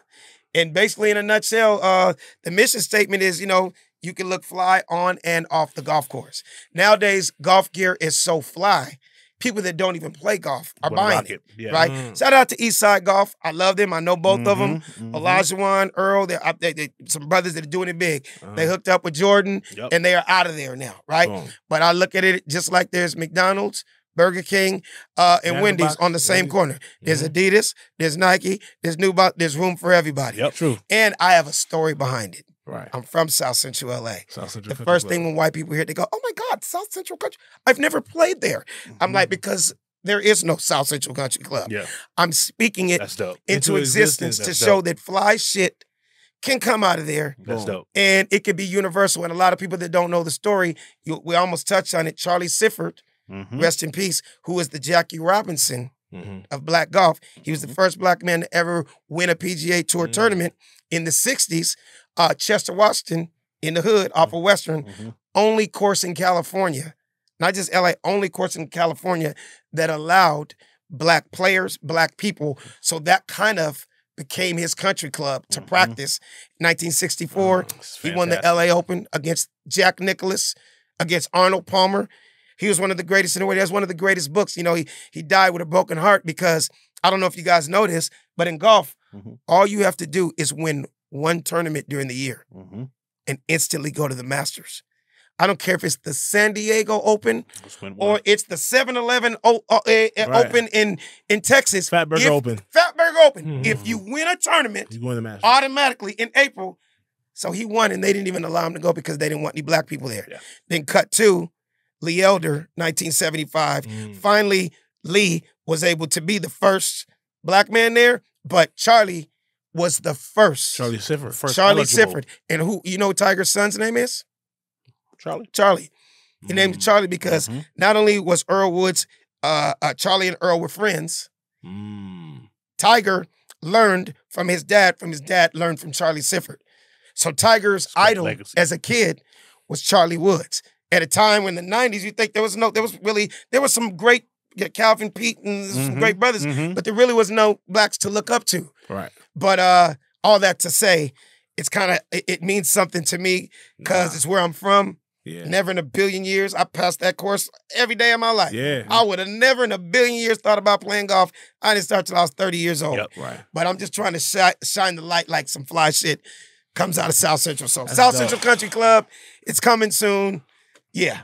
I just had to say this podcast is everything for me. Hey, we talking movies. I know we talking comedy. I know y'all was talking about talking golf, talking like just homies that catching up. This is my shit. This is what I expected it to be. This is my shit. Yeah, I did. I was like, bro, because it's my favorite episode. Yeah, man, because there's so much that we ain't talked about yet.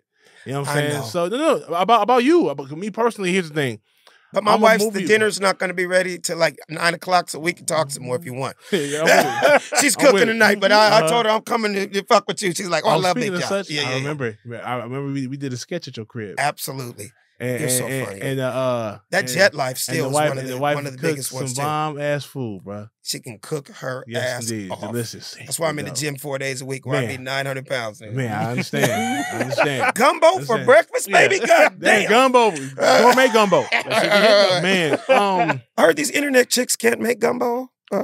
You know what? Hey, That's why I don't got one. Yeah. I got these girls in the club. Yeah. That's why I ain't got one. Love it. Nah, man. They can't. They want to go to crab boils all the time and vlog about it. Nah, can you make the crab boil? Yeah. Oh, that's funny. My wife can actually make the crab boil. That's a beautiful and the thing. gumbo. Yeah, for sure. Hey man, I forgot you're married, John. I am. Isn't it a beautiful thing? It is. Let's look into the camera. You look into your camera. Look and shout out to our wives. Wife. Saucy pants. That's what I'm talking. Did you call her saucy pants? Saucy pants. I love you. I love you because I got names too, but mine is X-rated with my wife. I got those too, but for right now, it's saucy pants. No, can I just tell you something I just talked about recently on stage, just because it came up? Why not? Yeah, of course. So, and it's a long story short. On stage, I talk about how much I love my wife. Right.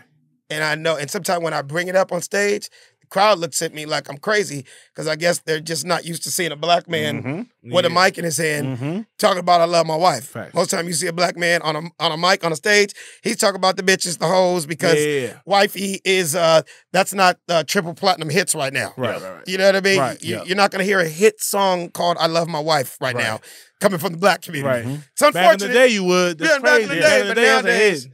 Yeah, you know, when wet ass pussy and my booty hole's brown is number one, it's kind of hard to talk about the loves. Yeah, shake that ass for Drake. You know what I mean? You know, so yeah, when Suki with the good coochie's number one, it's kind of hard to talk about. That's hilarious. Yeah. Right. But there's still people out there like us. Facts. They love our wives. Absolutely, right? definitely. So, one of my boys, he was like, yeah, man, you got married at the right time, Alex, because he's like, hey, shit out in these streets right now.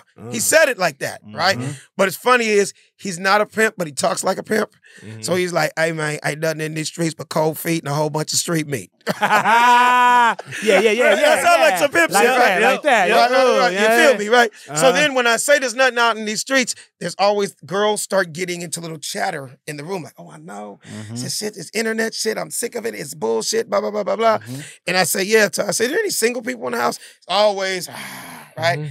I said, it's crazy because I feel like being single, like just say in 2024, there's a whole lot more determining factors versus when you were dating 10 and 15 years ago, right? Yeah. And what I mean by that is nowadays, let's just be real, you go out on a date with somebody now, you don't know if it's a he, a she, a him, or her, a it, a and, a they, a was, a transgender, non-binary, gay, straight, whatever it is. What's the name? What's the name in them and all that, right? And then I go, I'm asking you, I'm not bashing, right? Right. I'm not bashing. No. Right, because if I start back, first of all, the reason I don't want to bash is because I don't want to get, canceled.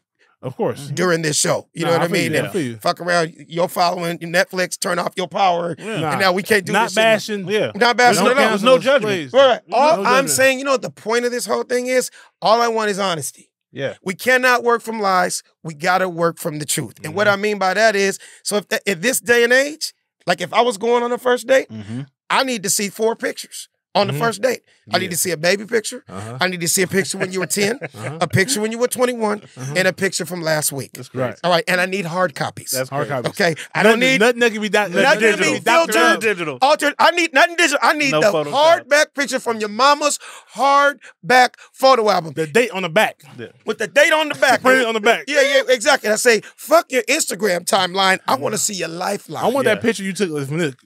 Exactly. Yeah. I need the quality of the photo to improve over time. Exactly. Right. And I said like this, look, we're on our first date. I just met you.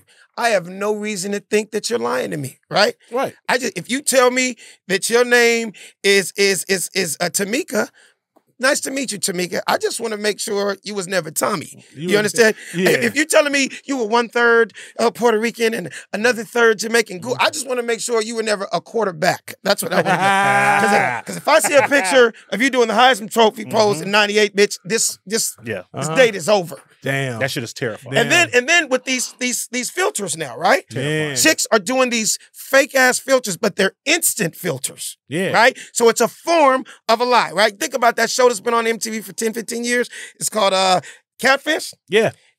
Lies. I say, I just want the truth. The truth, right? So this chick, I get off stage. She goes, oh my God, you're real funny. Can we do a selfie? I was like, cool, no problem. She hands me her phone. She stands right behind me. Feels like a motherfucker. Nigga, I said, do I have lashes? Come on, nigga, man. she had me looking like Megan Thee Stallion. I had a lace front. I had full makeup on, eyelashes. I was like, what in the mother fitness, bitch? I was like, look. Had a bang and all bang and everything. I'm like, look, I got a bang. Right. I don't have no hair. Right. What do you mean? Right. Well, why do I have a bang? If you not happy with you, that's you. Right. Don't drag me into your misery. I'm being bald-headed. I'm like, nigga, my self-esteem is high as fuck. Right. When I look in the mirror every morning, I'm like, goddamn, that is one handsome chocolate miniature motherfucker. And my wife loves it. So don't bring me into your shit. Have you seen it? They take the pictures on Snapchat No, they and do they're it all the time. instantly made up. Yeah, this shit is terrifying. Bro, I ain't gonna say her name. When I shoot with her though, she was like, she be doing like selfie videos, like selfie vlogs of like relationship stuff with me and her, right? And she said, this time I'm not gonna have you with the makeup on. I said, yeah. I was on my way out the door. She like, Jade, she said, Jade, real quick. Let's do a quick reel. I said, cool. I did a reel and I left. Right. I see her post it, and I'm looking at the post. I'm like, why the fuck? I look like I got blush on, eyelashes and shit. I said, damn, man. I'm telling you. I said, come on, I'm not gonna tell her to take it down, but come on, man. What's the future, man? She was like, all right, I won't do that again. I said, yeah, man, that's and for they you. do it in this for you. I don't need that. Edit later. I don't know if you know that, but I don't need the blush. Yeah. I'm cool. I'm happy cool with who I am. With the 2 o'clock, 3 o'clock, 5 o'clock shadow, whatever. Yeah. The bumps, I'm cool with all that. Hey, you don't need to be touched up. Don't give me no eyeliner, nothing. Right. Touched up. Exactly. Yeah, man, they be doing that shit, man. Bless their hearts, though. I mean, bless their hearts. Like I said, like the prospect. First of all, I used to be really good. I thought I was really good at offering dating advice. Like, like lady coworkers and friends would ask me. But what I recognize now is it's been so long since I've been single, I don't even know how things operate now. Like, remember when we was coming up, we'd be like, listen, if you get the number, you can't call that same day. That was right. Like, that was a general rule. Yeah, so if a woman came to me and said, I gave my number on a Friday and it's Monday, he hadn't called me, I know how to interpret that. Right? But in this day and age of Tinder and swipe or whatever, I don't even know the rules. Let me tell you something, brother. What they're doing. I would be in jail today with this whole Me Too shit, because I'm gonna admit to both y'all. Before I was married, I was a flirt. And that was my thing. I used to like to flirt with the ladies, but apparently, from what I'm hearing, flirting is a felony now, right? So let me give you an example. When I found out, like, you can get fired from your job for saying the wrong thing nowadays. My generation was, if you had to physically touch somebody, harm somebody. Sexual harassment, right? So like in my days, let's say when you had a regular job in the 90s, you'd be in the break room, you'd be like, what's up, Keisha? I see you, girl. You wear the fuck out them jeans, girl. I see you. Keisha be like, you so silly. Thank you. Right?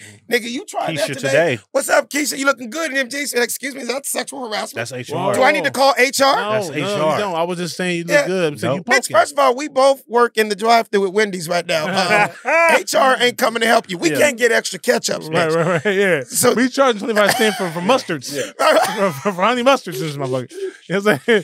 Talking about HR. Right. Wendy's? Right. It's a different world now. And everybody, and you got to think about it, man. People coming out the blue, like the whole Cosby shit. He touched my ass in 1963. Hey, Eddie Murphy slapped my ass at a pool party in 91, like really 30 years later. So it's like your word versus theirs. I would be Cancel terrified. culture is real, bro. It's terrifying. It's terrifying. terrifying. How do you do it? Are you single? No, I'm married. Okay. I'm about to say, because we all married here. I'd be terrified out there now. Like Harry been getting married, man. Every now, worry about that shit. Every now and then, like me and my wife, we're very happy. But she'll ask me like, so if we ever like broke up, like what would you do? I'd be like, first of all, I'm just kind of programmed for you now. Yeah. I'm just functional to anybody else. I don't have no manual for nothing else. I'm programmed for you now. I don't know how to be charming to anybody else. I can be like, I'm a charming person, but it's just like we've been together and our life is I'm contoured to you. So I don't even know like what to do with somebody else or how to present a version of myself that isn't like not stained or tainted, but it's like so much of what I do is because I've been with you for so long. Right. So so I can't even imagine having to learn another motherfucker as well as I know you. I don't have that in me. I don't have it in me to be as committed and deeply bonded with somebody else. So I probably just would spend. I'd be watching movies, golfing. Yeah, I'd be happier. I'm at the. I'll probably grab one that I used to have. Nothing new. Out of the old ones I had, like which one wasn't as bad? Which one was closest to her? To my wife that I'm not with no more. That's fantastic. I'll be honest with you. The thing that terrifies me nowadays is like social media and. Social media can really get you caught the fuck up. Like my generation, it was more like you hear, again, no names, pro athletes, entertainers be like, yeah, man, I don't fuck around in L.A. Yeah. But guess what? You could be in France, Nairobi, or the Antarctic. Kenya. They have an iPhone and Snapchat on. Your wife might as well be sitting at the end of the table. There is no, because no. Yeah. I don't even understand how dudes do it. Don't be somebody. And don't be somebody. Like, I had a conversation, no names, where she was like, I called him while he was on a date. Because somebody that I know was in the same restaurant as him. Yeah. And saw him. Yeah. And hit me, was like, I see him here. Surveillance with somebody that ain't you. Surveillance state. And you know the crazy part about it now, let's just be real. It ain't even got to be surveillance. Everybody's surrounded got their own phone. That's what I'm saying. Everybody is surveillance. This ain't true. Everybody is surveillance. Oh, yeah. Everybody wants they think they can turn that in and get paid for it. Yeah. You are not going to believe who's sitting 2 tables away from me. And I know he's married because he was on such and such last night talking about, I don't know how dudes do it. That's crazy. I couldn't, as much of a player as I was. You got to be like mindless. To be like a cheater? Yeah. A successful one in this or not really give a fuck about your wife. Yeah. That's really what it is. Like, okay, because there's no way around it now. If you know, a lot of times, it really isn't. He moving so reckless because he knows that you ain't going nowhere. Exactly. He know that you ain't, you know what I'm saying? You're going to talk your shit, but you ain't going nowhere. But like it's impossible in this day and age to be off the grid. That's what I mean. Right? Like it's impossible to be off the grid. Yeah. My wife drives a Tesla. I can find her immediately. Yeah. That's hilarious. Immediately. And I be checking too. You can tell you're a married nigga. I can find her immediately. I done called her twice in 17 minutes. So getting off the grid is not possible. Right. Like you said, like being anywhere in the city, you could be having a business meeting with a woman that just happens to be a woman. Absolutely. And somebody, like you said, snapping a photo and it will send it to your wife. You get caught up nowadays being unmalicious. And let me tell you what I mean by that. Unmalicious. They're so used to going to their phone for everything now, right? I almost got into a huge fucking fight and argument with my wife over some dumb chick did. Like, like literally, I'm at a comedy show. There was 500 people in there tonight. I do pictures and videos with people everywhere. This chick decides she wants to do a video as if we're on a date. She's like, oh my God. He is so special. He's amazing. He's one of the most. I'm like, say hi, Alex. Like I really got to know him tonight. Bitch, you and the 300 other people. I got to know him tonight. In the crowd. We spent so much time with each other. Yeah, you spent an hour with me. That's how long I was on stage. Right. But somehow the girls, one of my wife's friends knew the girl and and it got I was in Texas. So this is what he be doing on the road. I'm like, this bitch right here. But see, that's an interesting point that you bring up. So she must be lonely. Yeah. She really wanted to make it look like we went on a date. And she was like towards the end of the line of the people. So there wasn't a lot of people left. Around. So it really looked like. It was just y'all there. Yeah. But you guys. You motherfucker, you. You guys realize that you're charming. Trying to break up a happy home. Yeah. On some miserable shit. On some lonely shit. Exactly. You guys, when you're on stage, you're charming hundreds of women at a time. Exactly. You're acutely aware of that, right? Like, that like before I was married, that was the purpose. They're falling in love with you. Like you're just doing your bit. You're who I need. They're sitting in the audience like, he's so smart.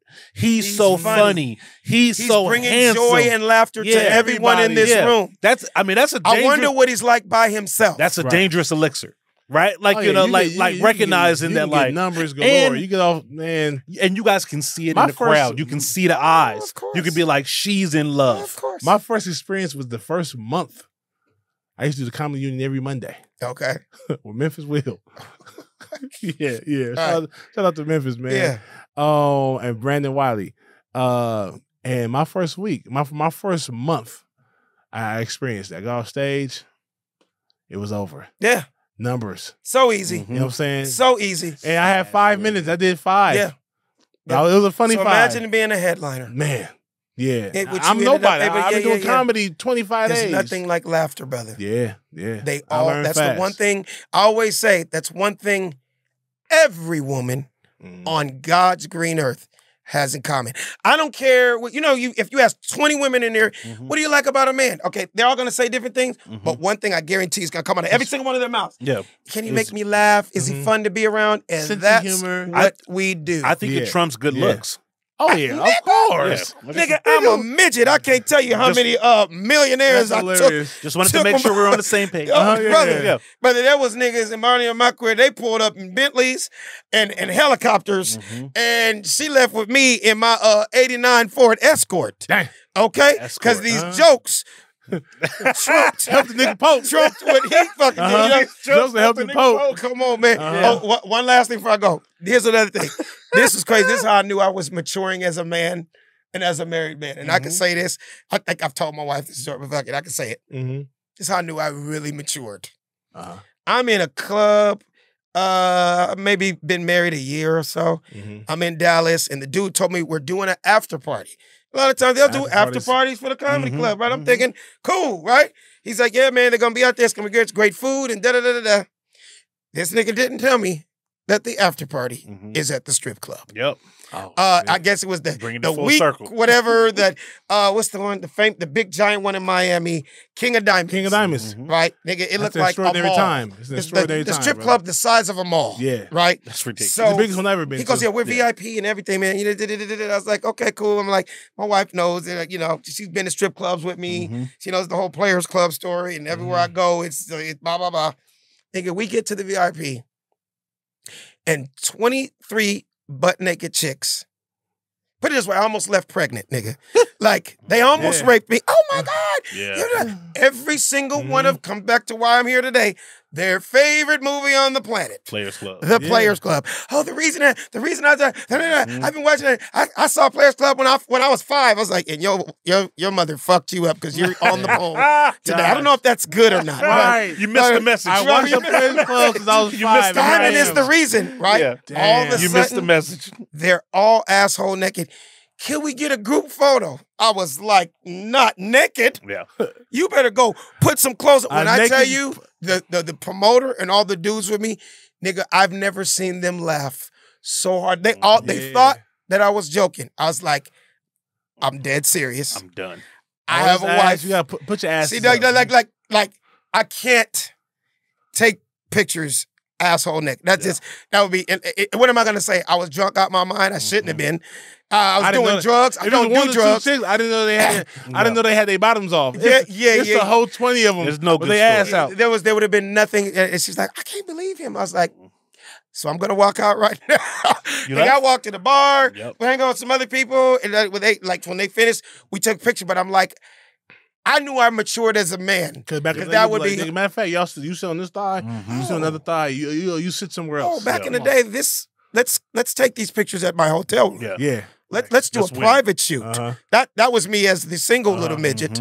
And the craziness that the debauchery that went on before I was married. The 90s, come on, man. The Up and Smoke tour. Man. But I love my wife to death, and she knows that my wife knows I was a dirty whore before this, you know what I mean? Yeah. I was a dirty whore, but you know what?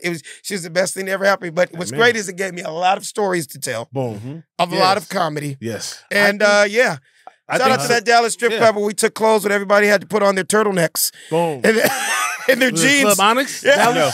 Or Ecstasy? I think the best men, men that I know have passed. But here's the thing, because my thing have a past. Have a past. Right? Like we had to. Yeah, exactly. I'll tell my wife, I have to love you because the way I've been temptation for you. Oh yeah, you're worth me stopping all that bullshit to be with you. So, but you have an accident. I don't have to be married to you. I hate to say this, but that's the only example I feel like I could use. It's 2 examples. There's a gangbanging example, and there's a drug. There's a drug example. You know, you ever watch like Intervention? Yeah. You ever watch Intervention? Like people that did so many drugs that if somebody didn't come in their life to love them, to stop them, they would have overdosed and they would be dead. Yeah. Gangbanging. If they didn't need to find the Lord or get shot 9 times, a light go on in their head and be like, bro, what the fuck am I doing? Like you said, what the fuck am I doing in these bushes? Yeah. Yeah. That's how I feel when my wife did it. It was so ridiculous in these Hollywood streets, being a young black man that's famous, it's on TV and movies, and when you said you were up there for 5 minutes and it was 20 numbers, it was weird. Nigga, it was ridiculous. Yeah. It was fucking ridiculous. It got to be so many that I thought that something bad was gonna happen to me. And I was just like, it's too good to be true. It has to go downhill somewhere. Things are going up. Everything is lit. She got to me. Thank God I didn't have any kids. I ducked a lot of bullets there. Awesome. You know what I mean? Yeah. A lot of craziness with these chicks. Right. I heard stories from other dudes. But now you God, that didn't happen to me. Man. And she was the best thing that ever happened to me, bro. Yeah. Like you have to succumb to temptation before you can conquer it. Oh yeah. Right? So it's just like, so that's why I think like a guy that went through his 20s and 30s and never had no real action. Yeah. He gets married. He gets a little money together, gets his shit claimed. The first girl that hollers at, he don't know how to handle that because he's never. I never been in this situation. You just named the whole NFL. Think about a guy that's been broke his whole life, and now all of a sudden he signed an $85 million contract. He's gonna do the dumb shit, buy 11 cars, buy a mansion, have 34 chicks, get 11 of them pregnant, and what he doesn't understand is the NFL stands for not for long, and you got to get your pension's only gonna last you 4 years, 4 games, and you're gonna be like a lot of these brothers. By the 5th and 6th year, you're broke, and now you're back in the hood. And you're back at the strip club, and your life is pretty much done. It happens to so many of us. And you only can live off the current way you live. You 60, you're acting like you 26. Yeah, even dudes that after a while, man, even the biggest players I ever knew, they'll all tell you, man, it got to be a point I was just sick of it. I was done. There was nothing else. Yeah. I'm just dealing with the same chicks, just different ages. Same shit. Same shit. Yeah. I don't have the time and the energy. I realize when you're married or you have one person, you could focus more on your life, your career, and the shit that's got to get done. Because what happens is rotating 3, 4, 5 chicks a week, man, that becomes a job in itself. Yeah. It gets expensive. Exhausting. It's exhausting. Then you start forgetting about the lies you told chick number 1, 2, and 3. I went through it all, man. Yeah. It's like I found a sense of peace. Yeah. There's no learning. Like when you spend time with one person, the lessons that you learn about yourself through those interactions, I think like that's why we can all say that we've learned so much from our wives. Why so many men talk about how they're better. I'm a better man because you spent time with that one person to learn like, oh, I'm full of shit. And we, you know what I mean? Exactly. Or when I'm frustrated, I get angry. Right. Or I get vindictive when things aren't going right. So now, like, in order to not be a piece of shit, I'm actually learning how to be a better person. And to add to what you're saying, when you're so used to doing it on your own and you didn't have a partner that truly has your back, that really loves you for you, the real ride or die chick that's there when nobody else is, man, when you find that, it's like, man, we really are Bonnie and Clyde, as cliches. It really is a team thing. When I say, I would always hear great, and I'm just going to use us, for example, black men in the past that have said, man, I couldn't have did this without my amazing wife. Right. I used to wonder what that meant. What that felt like. Until it happened. Because you really not, you're like, oh, shit. When you see she's the glue that really handles the shit. I never get one example. Mike Tomlin, coach, Pittsburgh Steelers, they did an interview with him. Without even getting all in this story, he goes, I couldn't tell you what a gas, a phone bill, or an electricity bill looks like. Damn. Because my wife handles all that. Yep. We're a team. We know our roles. We know what we do. And man, I love her for that. this house. I don't have to worry about my those wife things. is incredible with the kids, incredible with helping with my life. It's like people always like, if she manages the kids, she manages me. Nigga, she lays out my outfits. She'll tell me, no, that don't look right. This look bad. But really mean it. And she'll tell you, what the fuck are you doing? Nigga, that don't go with that. Like the shit you need to hear. Because at the end of the day, you really know she loves you. Yep. Right. She got your back. Got your back. And either you look bad, we look bad, nigga. Yeah. Like that chick. And that's who my wife is. Hey, man. Hell yeah. I love it. You know what I mean? So I want to go back. I love that. I want to go back to, we were talking about niggas either got to be insane, stupid, or just don't give a fuck about their wife. What the fuck was Lance thinking in Players Club, my nigga? Yeah. What the fuck was Lance thinking, bro? Yeah. They break up. You break up with her. You leave. Right. Little nigga, bye, Lance. You know what I'm saying? Lance is a sleazy ass name in the air. Because a whole lot of sleazeballs like Lance. Yeah. Lance. You come home and you in her bed. Because remember, she went to Ebony's room first. And Ebony, guess what? Myron. Yeah. Then she went to her room. Maybe she in my room. She went in her room. Lance was the shit. Lance in the bed with her little cousin.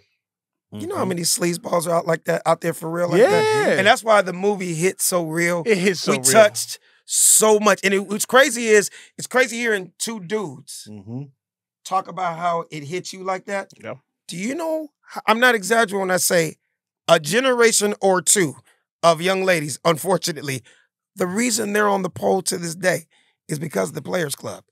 What? Like they glamorize it. Like it's almost like the same way. Tale. You go, well, I saw Magic Johnson, I wanted to play basketball. When I saw, Walter Payton, I wanted to play. LisaRaye really ain't no stripper. Right. But she's when I say beyond an icon.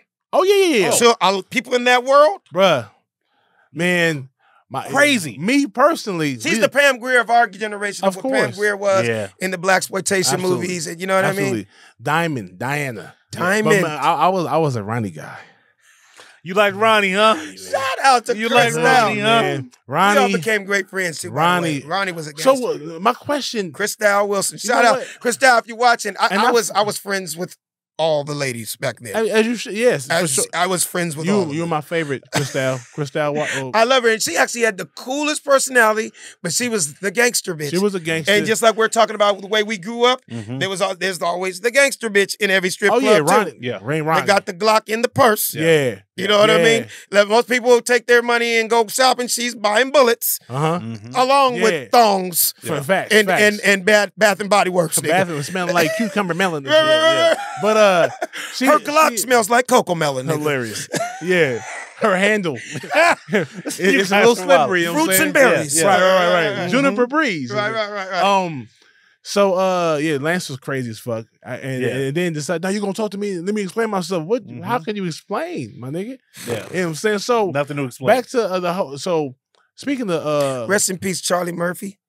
Rest in peace, Bernie Mac. Yes. Bernie Mac. Rest in peace, AJ Johnson. Yes. So many greats that were in that movie with me, man. And I was friends with all of them. Tiny Lister. Yeah, Tiny Lister. Yeah. That's great. Yeah, friends with all those guys, man. Michael Clark Duncan. Yeah. Yep. Wow. Damn. I just realized that's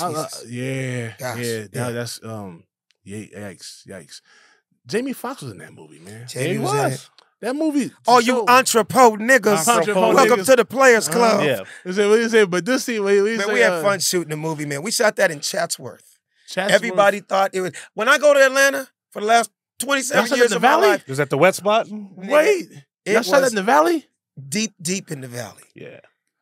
And it obviously, to the world, they thought it was Atlanta. I can see that. In Atlanta, they thought it was Atlanta. The club niggas would come up to me, nigga, was that Pussy Winkles back in 97? Pussy Winkles. And I'm like, no, nigga. It was either the Frisky Kitty or the wet spot. Are you saying you know the names of the strip clubs in Chatsworth? I went to Northridge. You went to Northridge. For a few minutes. Yeah. So, a few minutes? So being I didn't remember that was the nigga, the wet spot. The wet spot. Terrible. That's off of Canoga Park. That's the funniest and nastiest strip name I've ever heard of. Terrible name. The wet spot. Wet spot. Yeah. But you were guaranteed to get an STD. But here's what's so funny. Here's what's so funny, and this was in my notes for this movie. Syphilis Saturdays. Come on through. Saturdays. The Players Club in the film was a horrible spot. Oh, absolutely. Like it was the sleazeball. Think about like that the DJ is saying, This place all ain't the fucked shit. up shit. I was like, why are these dissing the whole shit? I'm about to fuck y'all up and use some real LA niggas if you know this.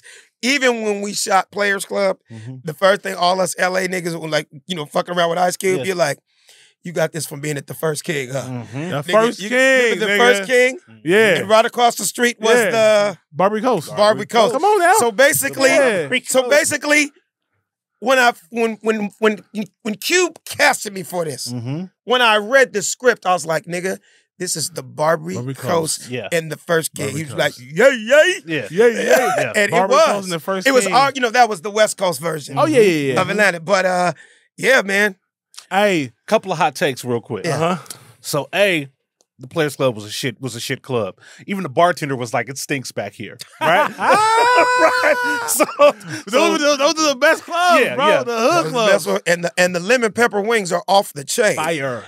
Also, hot take number 2, Diamond wasn't that good of a stripper. Okay, if you remember, you're right. Because if she was in Atlanta and she spent 4 years at that club, she should have graduated to Magic City or some of them other spots. Nigga, Magic City was the Ritz-Carlton. That's what I'm saying. The Players Club was the Red Roof Inn. The Red Roof Inn. They positioned Diamond. Her character in the movie, she was shy. She's like, because you get both in strip clubs. Because after Players Club, I became a strip club connoisseur. Yeah, I bet. In every single city in the United States of America. Yeah. So I've been to a couple. Yeah. Around the country. There's tiers to the shit. There is. You do know that. Oh yeah, for sure. There's tiers to it. Athletes. Absolutely. You got strippers and you have athletes that take their clothes off. Exactly. They've taken it to a whole new. Now it's Cirque du Soleil, nigga. Yes, bruh. Nigga. I said, how? Yeah. How would you dare to do that? Yeah. That deserves $100 in ones and a gold medal, bitch, is what that needs to be. Because you just did some shit that Nadia Comaneci couldn't do. Right. In the workout world, they call them muscle ups. Oh. Muscle ups. They're really, you got to be very athletic. Clapping their ass doing a muscle up. Oh, yeah. I saw a girl hang from a rafter from her nipples. I'm like, Jesus, your nipples can bench 330? So, yes. But sturdy nipples. Yeah, there's tiers to it. So yes, you're right. Players Club would have been the lowest of the totem pole, but that's where the comedy was. That's the realness. Every city got one of those. Yeah, Dolla Bills. Oh, come on. Hey, you're gonna accuse. Shipping business. Start You're gonna accuse. It was a horrible club. Like it was Dolla Bill. It smelled bad. All of the strippers were trash. Oh, absolutely. But I would have walked Remember in you had there a Dale and Givens to play the old. You always have the auntie. You always gonna have the 41 and older. You know, that still got it. Still, fuck y'all. Yeah, she's the one that used to give Dominique Wilkins lap dances in 82. You know, my first lap dance was Kareem Abdul-Jabbar in 79. I was only 19 but Diamond wasn't making no money. Because you saw by the condition of her car. Right. Like, she had a Corolla. Which is very real. Or something to that. Yeah. These were my nitpicks, right? My other nitpicks was that, like, if Diamond is Diamond, I think, is, like, low-key the villain of the movie. Yeah. Here we go. Hot take tone. Yeah, she's low-key one of the worst people in the movie. Because, and it's kind of like the same thing that we did from What's Love Got to Do with It. Why would you let your little cousin work at this club? Exactly. You know who Dolla Bill is. You know who Ronnie is. You know who Trixie is. Why would you let her? And obviously, you could get her a job at the shoe store. She used to work. That's where you got her after she got assaulted. She was working at the shoe store. I gotta flip that scenario because we've been talking about the whole thing. It's the exact same thing that happens in the hood when, say, like, your big homie was 19 and you were 14. Right. And this nigga knows you shouldn't be going on the drive-by. He knows you kind of young to be put on that early. And you don't want your mama to find out about it. But he's there to look out for you. So if the niggas try to smash to it's the exact same thing happens I can see with her. the hood chicks. If she's here, I got an eye on her. That's her mentality. If I'm on the late night, if I'm at the club, what's she doing in the late night? She's gonna be somebody with some trying to be the voice of reason, but you're in the depths of hell with me. That's a good point. Correct? I get it. That's a good point. But you say horrible? It's like giving your 13-year-old little brother a dime sack or a small key to go move it. You know good and well he can get killed in these streets doing the dumb shit, but you kind of like, I'm gonna be, you'll be, you're gonna, but I'm gonna look out for you. But dude, the minute I turn my head, a nigga can take my head off. Like could Diamond, you know your little niece can get raped or one of these niggas try to drug her or somebody harm her? Matter of fact, she caught him the last minute. Nigga, she came out to the front of the players club. Yeah, she was sprinting. 45 seconds, 20 seconds later, they out the parking lot. Yeah. She missed him. And look where else Ice Cube hit the nail on the button. We all know from frequenting those situations over the years, where do the girls make the good money? The private sessions, weddings, just the after party. You can get your little money here on this pole, Them dances, but if $10 dances, me and my 3 homies, we all play in the NFL. We got a huge suite at the such and such. Come get some I real just bread. did 3, 4. We get the real money, pull up, and That's shit. And we know what happens there. You're gonna get this, but you know the real bag is in the back room. Yeah. Come holler at us for 15 minutes. All I need is 15. And really go to Louis Vuitton tomorrow. 15 minutes of your spine. I mean, your time. Family. The family failed Ebony. Yes. They failed Ebony. Oh, absolutely. The family, the entire family. You sent your daughter from Florida to Atlanta. Thinking that was a good move. Hold on. Within the month, 4 weeks. She's raped. Within 4 weeks. That's not funny. Unfortunate. Yeah, we're not glamorizing it at all. Damn. We're talking about real situations. She had a rough 4 weeks. Yeah. And she's 18. And you're 22. Yeah. 21. And Diamond, at any point in time, can tell Ebony, you're out, you live with me. If you want to continue to stay with me, stop working at the club and go somewhere else. Or that, tell her mama. Tell her mom she out here wilding. If you out here not listening to me, it's bad enough I got you in the club shaking ass like me. But I need you to listen to me. But you know you're wrong too. Yeah, I'm wrong. You know you're wrong. All right, but here's the thing. Yeah. I'm 22 on my own. Yeah. Or 21 on my own. I got my own place. You be mad at me, but you ain't kicking me out. And I'm in school. How many times we know about that scenario in the hood? The teenage girl, let's say she's 17, goes to live with her older sister. Bad idea. Bad idea, because guess what? I hate to say it, I'm just being real. She's still a hoe. And she's doing hoe shit. She is being a horrible example for a young lady. So guess what? She can't really justify and tell you you're doing wrong because she's doing wrong. You see a different nigga coming through that door every fucking night. You're right. Now that I think about it. It's sad, but it's the truth. Diana's mom. Pop's been against shit from jump. Right. Exactly. You know what I'm saying? But he's accepted it. But mom, she offered Diamond to host Ebony when she get to town. You can live with. No, she should have stayed in the house with y'all. You know what I'm saying? Can I just say something to everybody that's watching? If you just came in and you think we are spitballing, no. We're talking about a real movie. A real movie. We're breaking it down. Club. Thank you. You know what I'm saying? Yeah. We're not just coming up with scenarios. This is something that really happened. Right. And hey, man, it's dialogue, and we're talking about what happened. Here's another hot take. Here we go. And generally, people consider Ronnie to be the villain, the female villain, right? This is why Diamond ain't shit. Ebony, if Ebony had come to stay with Ronnie, she might have been in better shape than staying with Diamond. Or the exact same thing would have happened. Here's the thing. The exact same thing would have happened if she was with Ronnie or whether she was with Diamond. Because nobody was looking after that girl. No. But like I said, if there's no voice of reason in the room, it's almost like the whole, hey, man, there can't be one nigga in this car with us that's trying to do the right thing. We got to all be on the same accord. Be on the same accord, because you're not going to make me feel bad, nigga. And you're not going to be, and you make me feel like if something goes down, you're the snitch. You're going to be the nigga that like, no, if we riding dirty, we all riding dirty, nigga. Right. And it kind of goes for that. Yeah. Hey, when you invite somebody to what's it called? Not the after party. What's it called? The bachelor party. Like, nigga, nothing good could be going down there. You know, when you walk in them doors, it's gonna be nothing but a bunch of bullshit happening. But you got to be with it, or truly don't be here. And that goes back to my. Don't do it halfway. You can't be in there. You can't have one foot in, one foot out. Street shit, hustle shit. You got to be in there full board. Right. And this goes back to the point that 10 toes down on it. I felt like Reggie was more evil than Junior. He was. Junior was a pawn. Junior was a pawn. Junior is the crash dummy. When you talked about that little on the ear, it's almost kind of like the way the devil works, right? Like, you know, like he planted that. You know, she'll let you fuck. He said she'll let you fuck. You know and that shit that niggas that are good friends with the devil you say. get married tomorrow, right? Yeah. You just see what was on. Yes. He said, "I know, huh?" Yeah. This little homie shit. Yeah. This nigga Reggie weaponized Junior. Yeah.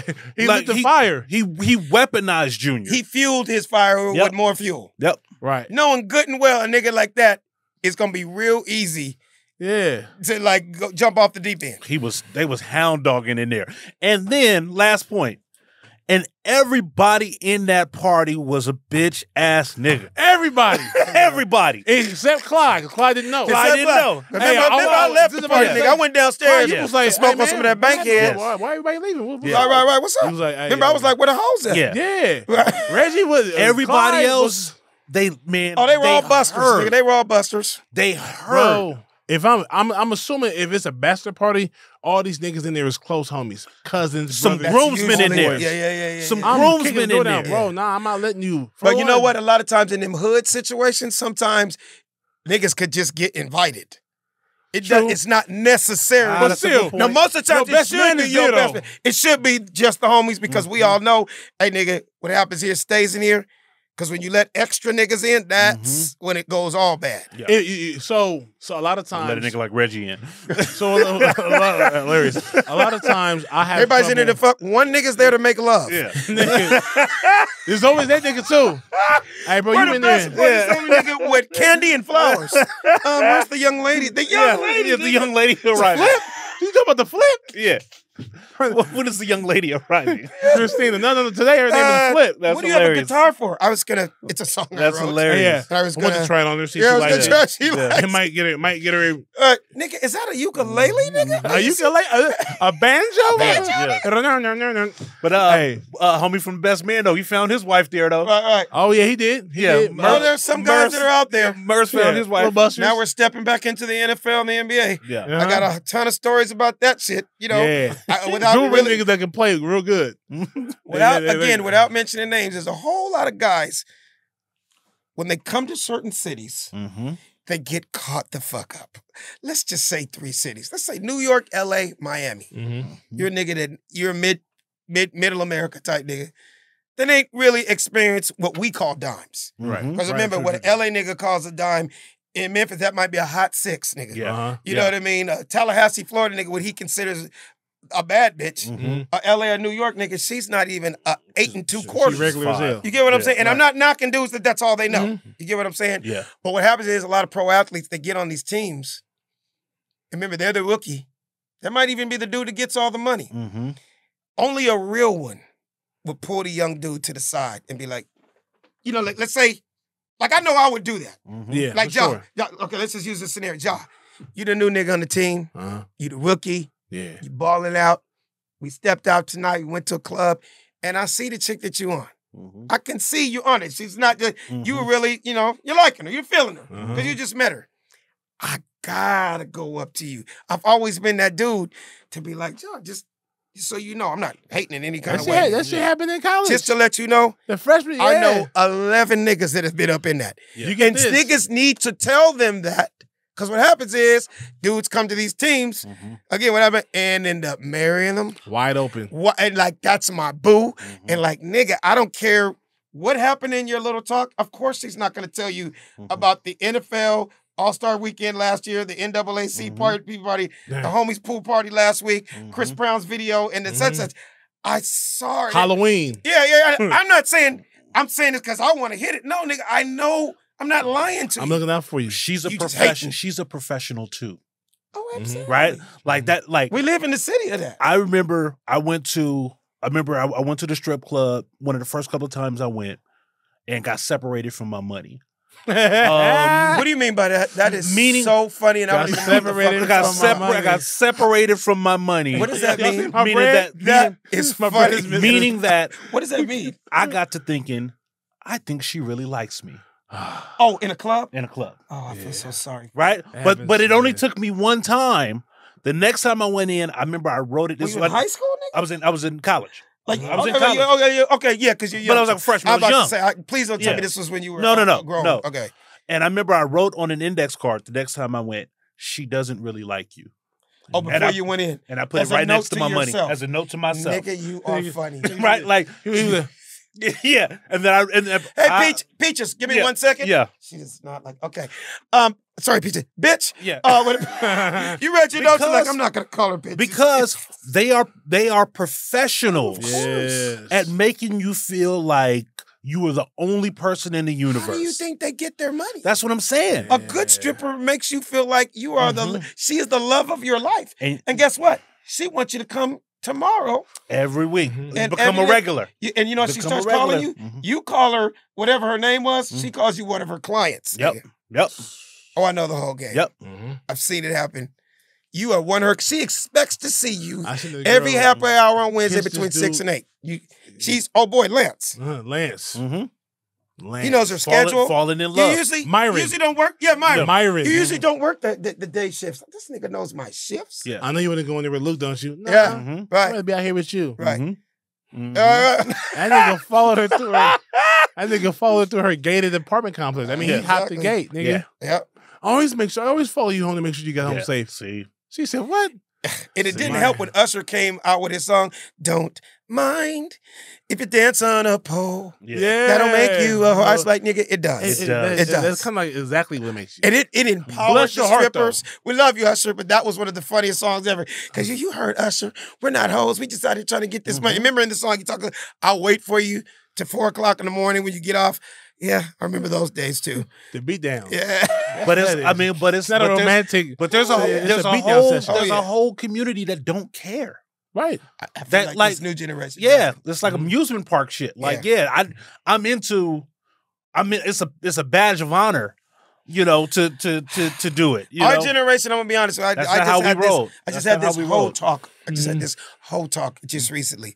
Our generation was, if I knew 6 to 7 dudes that smashed that, nigga, I'm not touching that with a 10-foot pole. I'm done. I'm good. This generation, wait, hold up.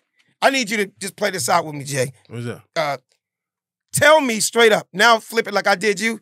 Tell me this bitch. Everybody's been hit it. Tell me her whole thing, and I'm gonna be one of these new niggas. I'm gonna do you what the homie did to the other homie. Tell me the truth to it. Went brutally honest with me, and I'm gonna be the new niggas. Okay, hey, bro. Come here, man. Real quick. Yeah. I see you over there, she thick, huh? Yeah. She on you. Yeah. She giving you rhythm and all that. She loving me too, nigga. I know, but here, check this out, bro. You just got here, bro. I'm a junior, man. I've been here for 3 years. Oh, okay. She been touched most a little bit, bro. Are you serious? Yeah, I know she. How you know that? How you know that? Like I said, I've been around for 3 years, bro. You know what I'm saying? Been a lot of, you know what I'm saying, homecoming nights and. I mean, she got a body of work. Yeah, she got a lot of work done too. What's her at? I gotta get her number too. No, listen. No, because I'm thinking if all them niggas, she must. But I'm saying you, at least 11 niggas beat down, bro. They smashed at least 11 dudes. But she's talented though, nigga. I mean, they didn't really, like, I could tell they just hit. Maurice, you ain't hearing me, bro. Like, she's beautiful though. Did you see how bad she is? I know how bad she is because I splashed too. Yeah, me and the homies. Yeah. Are you sure, nigga? This nigga's looking for outs. Are you sure? Like nigga. Yeah. How long ago was it? Told me that, yeah. But she probably changed since then. Yeah. I smashed. Like, you know, I probably just want to put her in my video or something like that. You know what I mean? Just, you know, like they're trying to figure out. I ain't gonna do nothing. I'm gonna shoot with her. I'm gonna shoot with her. And I hate to say, there's only one word that comes in my mind when we talk about this topic, and her last name starts with a K. Kardashian. You know what I said? She needs to make a T-shirt that says NFL, NBA, R&B. Who got next? Yeah. Who got next? If you remember back there was a game called Musical Chairs? She is playing musical niggas right now. I feel like the world knows what she's done. It's no secret. It's not even... You grew up, you watched her today, and I feel like they're going, if you were the dude to go, dude, 27 niggas have hit that. I feel like this new generation is going, I want to be 28. Yeah. Because if all these niggas are fucking, that's what it is, bro. I feel like that's how they are. Yeah. I want to smash too. Also. Yeah. And because the Me Too niggas. Why though? Because why would you want to hit something that everybody's dudes are fans of the groupie. They're groupies. They're groupie groupies. They become groupies too. They become groupies too. Yeah, because she's got her own galaxy. Mm-hmm. I feel like you're right. To date her is to be exposed to some shit that like you couldn't even imagine. It's bragging rights now. I'm so lit now that I got some Kardashian. She let me smash. Yeah, and if you're gonna be a hoe, win and win big. Right? But you would just think after Kanye, the win was 4 children, money, more. I mean, obviously she's made a global empire off laying on her back, so she did that, right? But what I'm saying is, are you okay with looking like I'm a hoe? Because you literally go from dude to dude to dude to dude. No, all that, like, what do you think? She was raised that way. You know, her mom was like that. You know what I'm saying? True. That's what I very, think. very true. Her mom is very, very true. It was supposed to happen. Yeah. Like very true.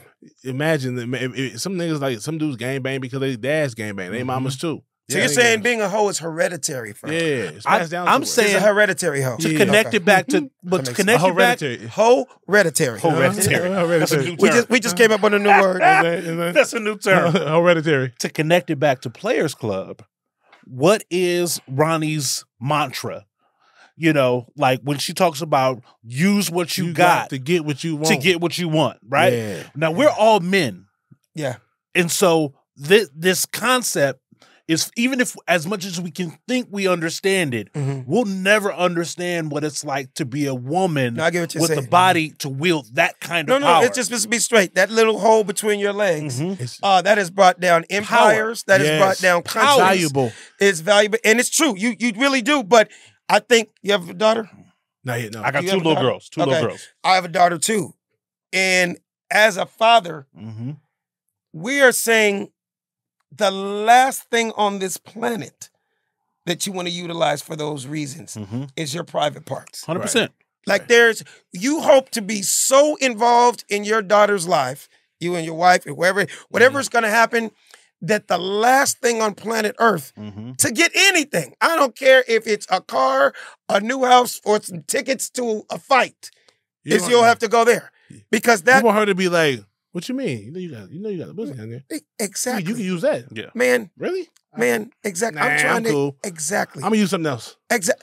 I am. It's not even an option for her. Absolutely. I'm teaching my daughter at a young. First of all, anybody that knows anything about parenting or a father, the first man your daughter is supposed to fall in love with is her father. Because we truly love her. 100%. Right? Number one. And you want to say nobody's gonna treat me like you. I mean, like me. Until you find a husband, right? Yeah. And I'm going to spoil her, but I'm also going to be there to police anything and everything along with my wife. Tell her every fucking thing I know so that anything these niggas can say on the streets, she's gamed up already. Nigga, I'm gamed up. My dad told me that. And really, nigga, a Gucci bag and a movie and a flight to San Francisco? You think that's supposed to give you this? You gonna fly me out. Nigga, my daughter's 6 years old. She's already been to Jerusalem, Jamaica, and London. Like Jerusalem. Like for real. Right. She's been I didn't see an airplane until I was 25 years old. So in other words, getting flued out and you got to think about it. If you have super low self-esteem and you've been nowhere and there wasn't, I'm just being honest, there wasn't that father figure in your life. A simple, I like your ass, them boots is nice. Goddamn, you look like you could suck some dick. That's enough. For a chick to be like, that's enough to hit it that night. Right. Whereas my daughter and any woman of any type of that cares about herself and has a high standard, that would have been offensive. What the fuck did you just say to me? Get the fuck out of my face. Shit like that to me. So why about I let you? Thank you. You know what I'm saying? Yeah. And I hate to say it, I saw some just recently, I don't know where I saw it. They said, what does almost every stripper in America, and they used us, African-American strippers between 19 and 25, and gangbangers and young black men in prison have in common. And they all had one thing in common, daddy wasn't there. Right. Typically, yeah. Daddy wasn't there.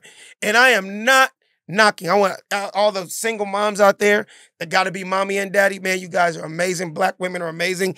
It's sad that you had to be both, right? Yeah. You know what I mean? But it's actually very sad when a young black man is 15, 16 talking about he got to pay the bills around here.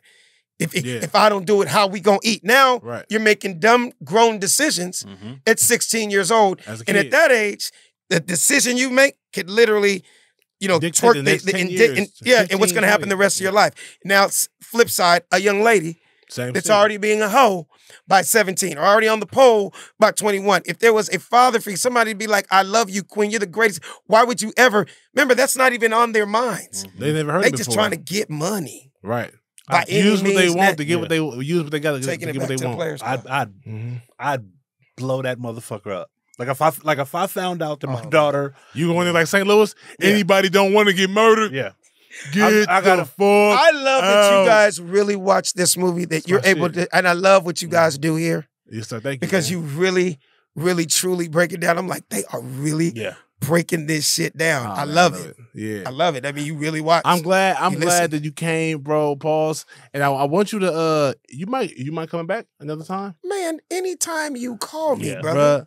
I appreciate it because like even the gems of the fact that the Players Club was shot in Chatsworth is crazy. You never knew that. Never knew that. But I want to do. It was. I don't even know what it was because when we got to the set the first day, the wet spot. It was already Players Club. It was.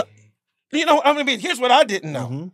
Nigga, maybe it was the wet spot. I don't know. But I know, even earlier in my career, I know they didn't build the spot from the ground up. Because sometimes in movies, I know Ice Cube didn't have that type of budget to build a strip club. So I feel like it was a strip club. It's the only one they just dressed it up and did everything for what we needed. We needed a strip club, and so many scenes were shot in that motherfucker. Yeah. I mean, I remember I was there for 2. Do you remember? How many days for the whole movie? Yeah. I believe the movie, it took him 28, maybe 30, on the same lines as like a Friday and lower budget. I want to say, if I can remember correctly, I want to say the movie cost like maybe $7 million back then. But I know it made at least $100 million in the theaters. Oh, yeah. It was a cult classic. None of us thought it would be that huge. Yeah. It had a crazy fucking soundtrack. Come on. You know what I mean? We didn't get to the soundtrack. We didn't get it was just fun, top to bottom. I had so much fun shooting. Showing love. Nigga, what? Man. I had so much fun shooting Players Club. I was going up to the set the days I wasn't working. Oh, yeah. Makes sense. That much fun. And I would say out of 30 days, I'll probably work 15. Because I was, like a lot of different scenes and shit like that. But it was definitely one of those, like, out of all the movies and TV shows, that was one of the greatest experiences. Man, it's something I feel like I'll be 80 years old. Niggas be like, you was in the Players Club, weren't you? It's a choo-choo. Niggas just run up to me, choo-choo. That was my line, you know what I mean? I think some rappers used it. Put him on the train on you. Choo-choo. Hey, Clyde was thirsty, though. He said, put him on the train on you. Damn, nigga, chill. Clyde. But nigga, don't say it out loud. Yeah, Clyde. Yeah. Come back, do... Like, I want to come back. I want to talk about more movies that you did, but then also, like, come back and just, like, let's review one of your favorite movies that you weren't in. Right? Anytime. Like, it just... Does it have to be anything in particular? Could it just be one of my favorite movies? It could be black. Yeah. It has to be black. Absolutely. For this particular show. I'm just wondering, like, goddamn, you guys have done so many episodes. We have, but there's a lot that we haven't done. Did y'all do Hollywood Shuffle? Not yet. That's my favorite movie. It was. That's one my favorite movie. Into comedy. That was. We have not done Hollywood Robert Shuffle. Johnson, Keenan Ivory Wayans, of course, John Withers. But that was, they shot that on my block. Did they? Off of Pico. It used to be called Okie Dog. A block away from the Comedy Union. Yeah, right there. Yeah. It's still. They shot it's that. Not Okie Dog now. Dinky Dog. Wiki Dinky Donut. Damn. I never knew that. Yeah. I never knew that. That's my favorite movie. And that was just one of the movies. Did we have who was supposed to do that? I think Tony Baker said he wanted to do it. Oh, he wanted to remake it? No, he wanted to come in. Yeah, because like certain people put their bid in on movies. I'm sorry, I was just throwing that out. Like you said, Black, and that was one of my favorites, and that's and then I ended up having the relationships with all of those guys. Yeah, Robert put me in so many different things. Keenan put me in so many different things, and we ended up being friends. Tiny was in that. There's a whole he was. But I mean, there's more. But for sure, I'll when it's time, with you. Throw it out at me so I can think of if we don't do that. Okay. Yes, man. This is gonna be dope.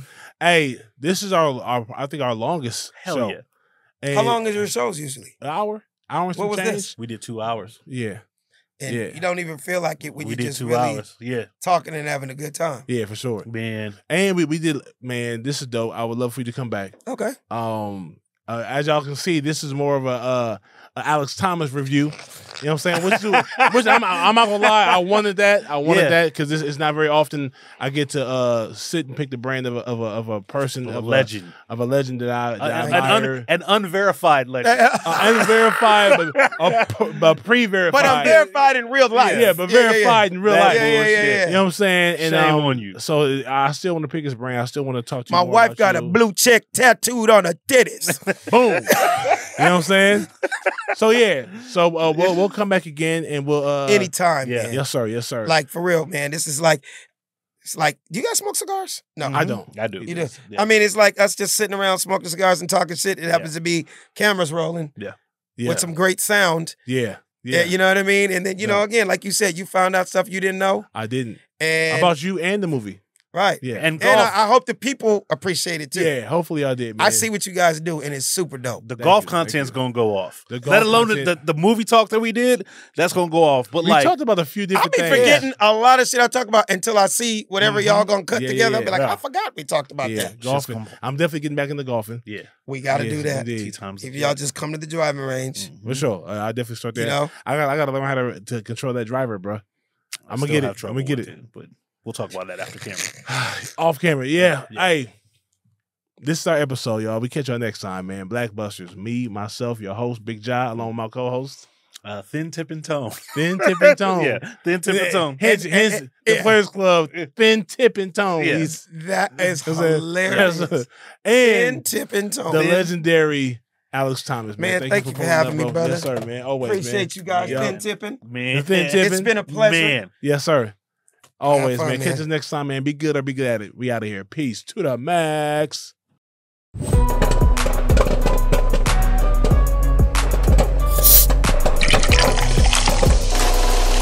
BlackBusters.